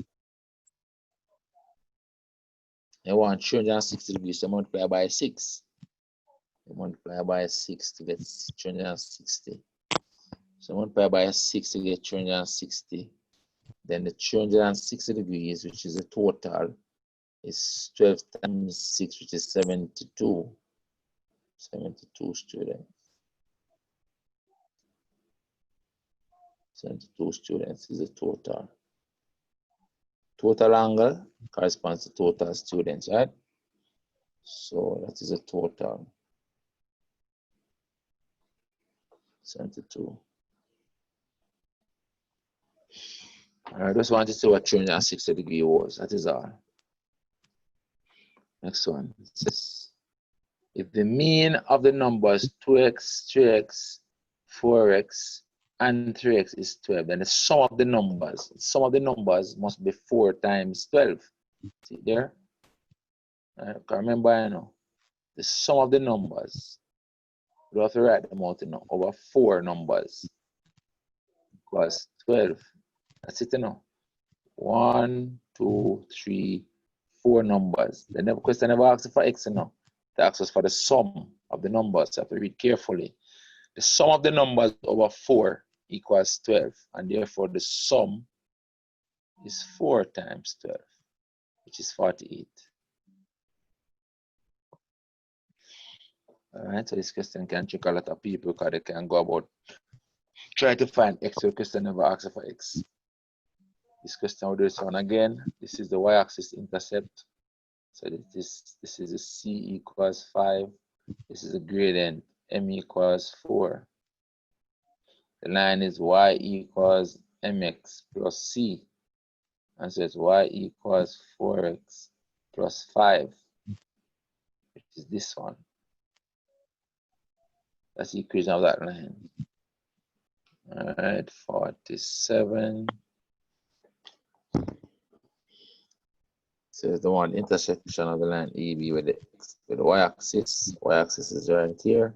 It's pointed to the x value of 0 and a y value of -2.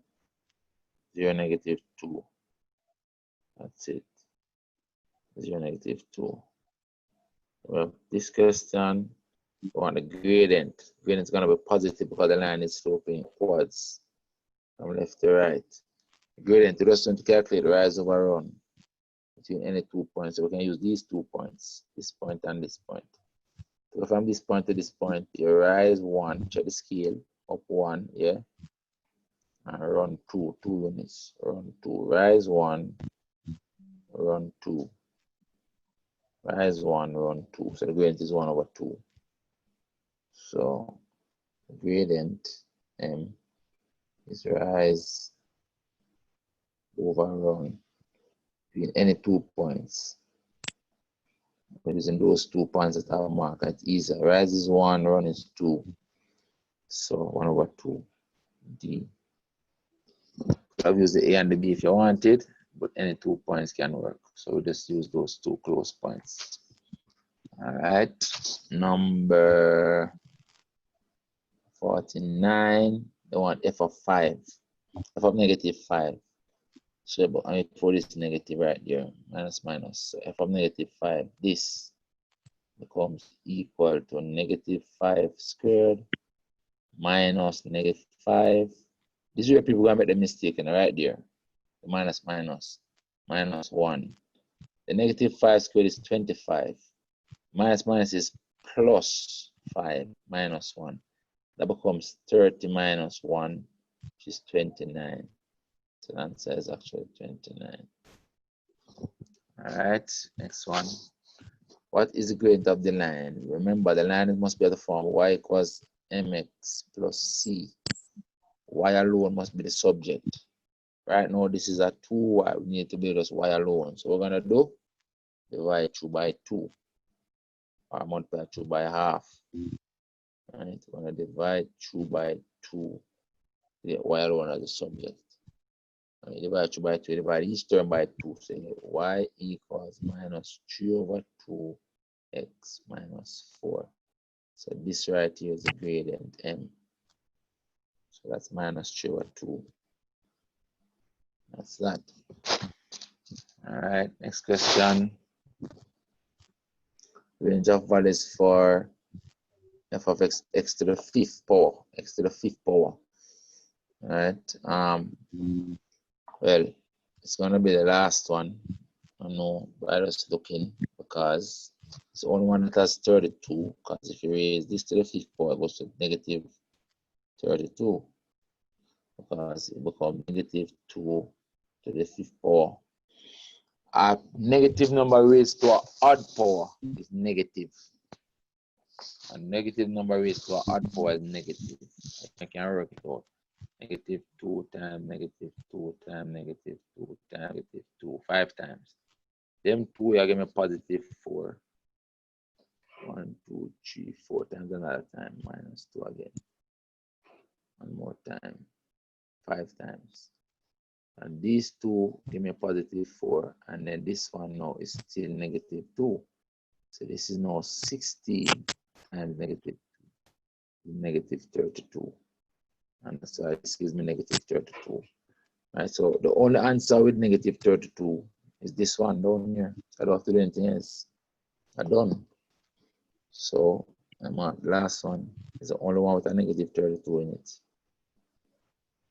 So I don't have to do anything else. That's it. The negative 2 gives me negative 32. All right. This one now. What transformation is this? It's a reflection. Confirm is a reflection by checking the orientation. P to Q to R is this way, as clockwise. P to Q to R on the image is this way. And so there's a mirror line between them. When you have a reversal of the orientation, it means that you have a reflection. So that transformation is a reflection. Problem, as I said, is that reflection and rotation look alike all the time. To make a distinction between a reflection and a rotation, you have to check the orientation of the letters. How the letters go around the object. P to Q to R on this one, clockwise. P to Q to R on this one, anti-clockwise. It means that the orientation is reversed. Once the orientation is reversed, it means that you have a reflection in a line. All right, so that's why we know that one is a reflection. Number 53. This one is a repeat question again. It says the point P12 under a translation is -5, -4. What is translation? So let's set it up. P plus the translation equals P prime.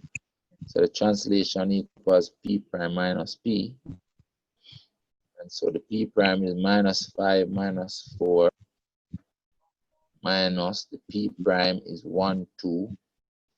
And then you work out the translation this way now. Minus 5 and minus 1 is minus 6. And we don't know, this is the only answer with minus 6 in it. See that? But this also gives a minus 6. Minus 4 and minus 2 is also minus 6. So that is it.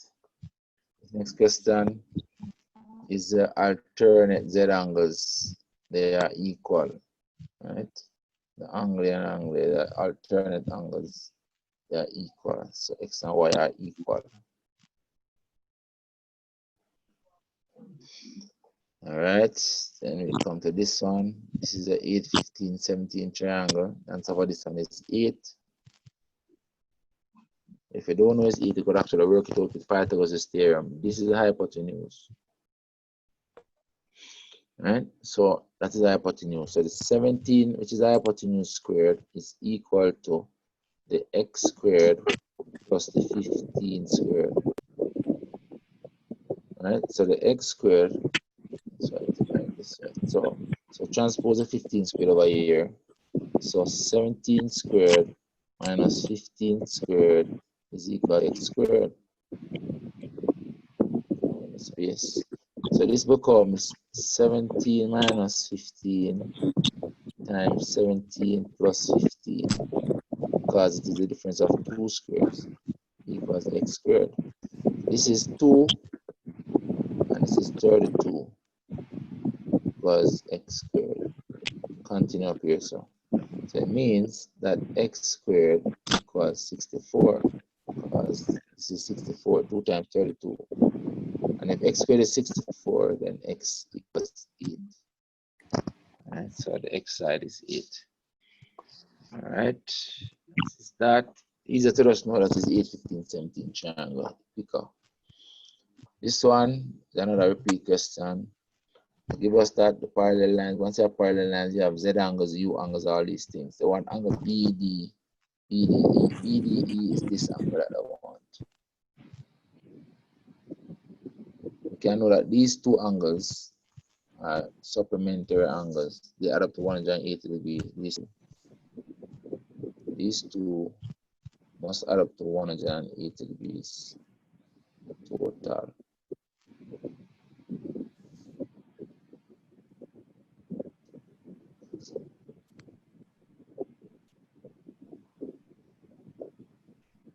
They're called U angles. The angles inside U. See? It's like a U and the angles in the U.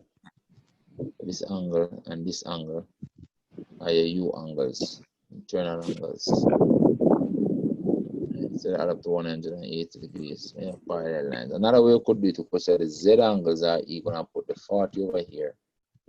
And then total angle straight line is 180. So this angle will still be 180 minus 40. So now we could have done it. It's 180 minus 40 in any case. So now you want to look at it. So that angle there, I want this angle here is 180 degrees minus 40 degrees, which is 140 degrees. This is the answer. All right, this one. What is the ratio of sine 4 over x? I think the answer was with reference to this angle. If we're referencing this angle, then this is the opposite. This is always the hypotenuse, regardless of angle. So the 4 over 5 is sine of x. Sine x equals opposite over hypotenuse. So it will be 4 over 8. That's what they're asking us. What ratio is 4 over 8? So that is actually sine x is 4 over 8. That's 57. Mute your mic, please. Somebody mic is on. Mute your mic, please. Mute your mic. 58. Another repeat question. give us that isosceles triangle. I want us to find the value of x. This angle down here will be 30 degrees. Total angle in the triangle is 180, so this angle becomes 180 degrees minus 2 times 30.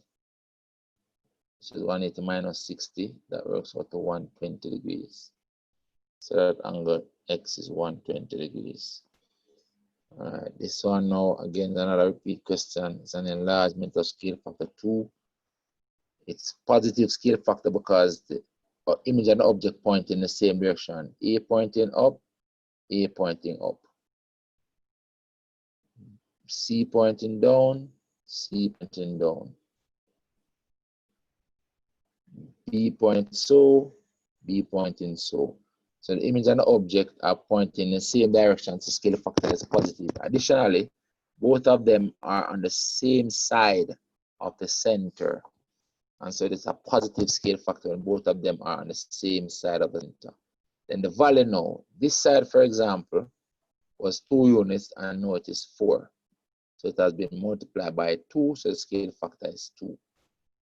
All right, we could also use this side, BC is 1 and now it is 2. It has been multiplied by 2. We also look at the distance from the center. It's 2 units to C, but it is 4 units to C prime. So again, the distance from the center has been doubled. So the scale factor is a positive 2. Like that. And then number 60, another repeat question. Gives us this diagram and gives us an angle of depression. Remember, the angle of depression from the top will be equal to the angle of elevation from the bottom down here. So this is 30 degrees as well. Got the Z angle. All right, the angle of elevation from the top. Angle of depression from the top is equal to angle of elevation from the bottom.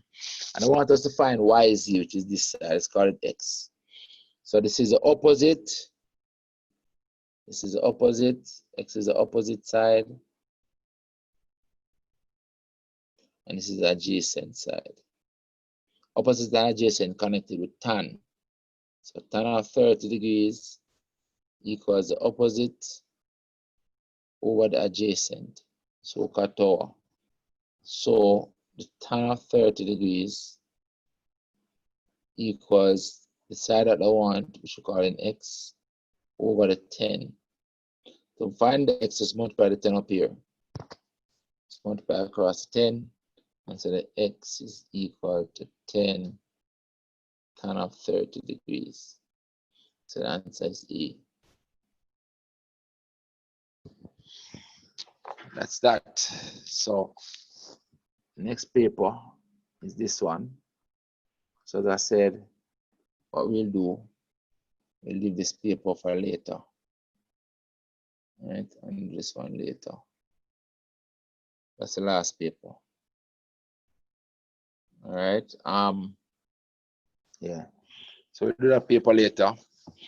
And also we'll do any question that you want me to explain again. All right, any question, whether it is from this set of papers that I sent you or any other set of paper. All right, if anything we can do is send it in the WhatsApp group, so we can have it to look at later. Any question that you want me to look over. Shouldn't be 1 million questions, you know, because I mean we're repeating these questions all the time. So yeah. So we stop it there for now, and we'll have another session a little later today. And then you go to your bed and sleep. Because remember, it's no studying. No studying in the night of the exam. Night of the exam, you have to sleep, sleep, sleep. No studying whatsoever. Night of the exam, and no studying in the morning. As I said, only about 10 questions. You can just jot down 10 questions that you know are always giving you problems. So you can look at them in the night before you go to your bed and look at them in the morning. No studying in the morning. Don't work out any question in the morning. Don't let anybody ask you to work any question. Exam day is a selfish day. It's a day for yourself. Right? Can't make anybody come and work out your brain on a question.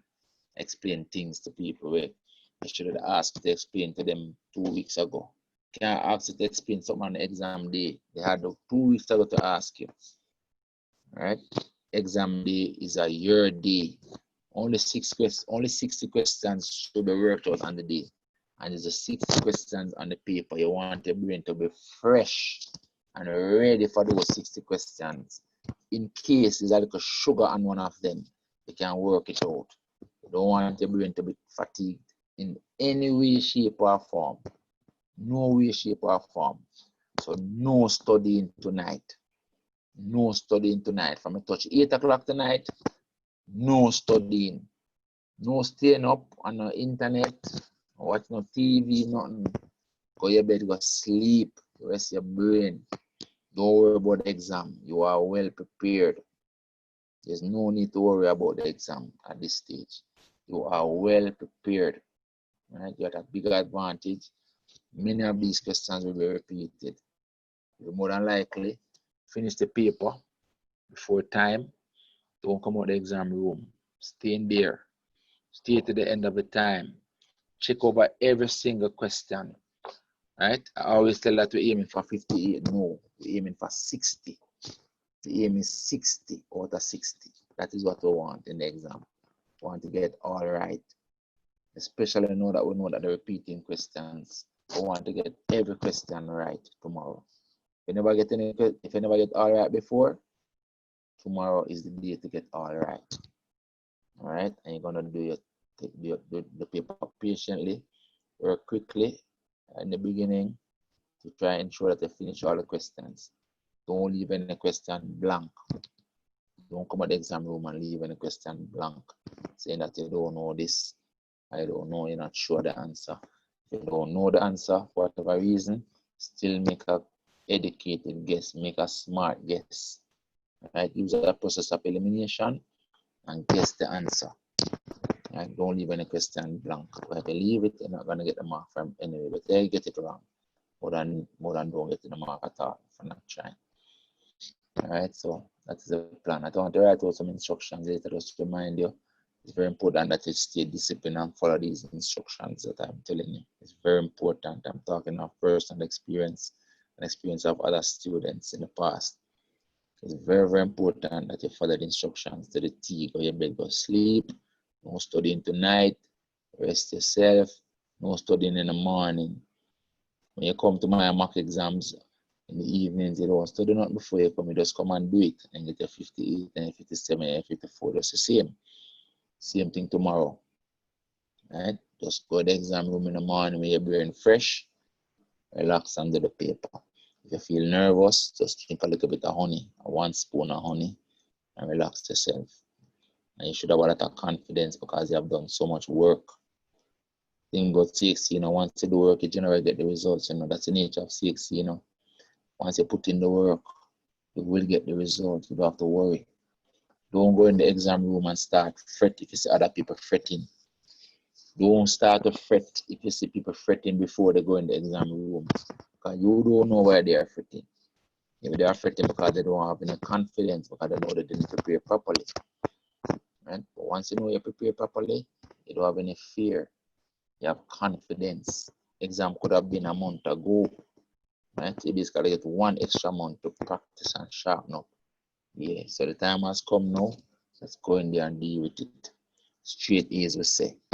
60 out of 60 is the aim. 60 out of 60 is the aim. Alright, don't come out of the exam room after half an hour, 1 hour, even if you're finished. Stay in there the entire time. Check over every single thing. Write the question back from the question, from the answers to the questions. Right? Remember the answers on the paper. So while you work, you're checking the answers as you go. A lot of the time, you do have to work it out fully to get the answer, as you have seen. Sometimes you reach a point, and based on where you reach in the solution, you know the answer. Right? You don't have to work it out fully. Remember the little changes that they make to the questions. Be mindful. Sometimes they change an X to a Y or a Y to an X. Sometimes they change the X to a 2X. Right? Simple things like that. Sometimes they change that 2 to a -2. Right? Don't assume it's the same question. Some question they ask for area, some question they ask for perimeter, some question they ask for circumference, some question they ask for radius. The same information they ask for something different. They give you the same information they ask for median, next time they ask for mode. Next time they ask for a range for the same information. So you have to read the questions carefully. Make sure you're answering what they ask you. All right? Trust me, you have this thing locked. You have this, believe me, you have this, you're well prepared. You've done a lot of work. This group this year, trust me, I think you do far more work than any other student, any other set of students in the past, especially on a multiple choice. Never done so much work on a multiple choice in preparation for a multiple choice paper. Never in the past. This is the most by far I've ever done with my students. All right, and you know, I know you'll do well. I know you'll do well. I'm confident. I kind of lost my confidence when we weren't having classes because of the COVID thing. But once we got back in the class and got back online and started to communicate and started to do the work and started to see the grades coming in, then you know, I have the confidence. I know that you'll do well. So this is gonna be another brilliant year in terms of the results. All right, so we expect a lot of great results. All right, so as it is for now, we'll meet up again later to do that one more paper. As I said, any questions you want, I'll send a message to the group as to what time we start. I don't want to start very late and start as early as possible. All right, so let's go through that one more paper and you can come with any question you want to explain again. Any question you want to explain again, just come, let us do it in that session, and then we'll take it from there. I want to finish so that people can go to the bed at 9 by 8 o'clock. Cool? So that's a plan. So, Yes, sir. all right, do what you have to do. Eat your dinner,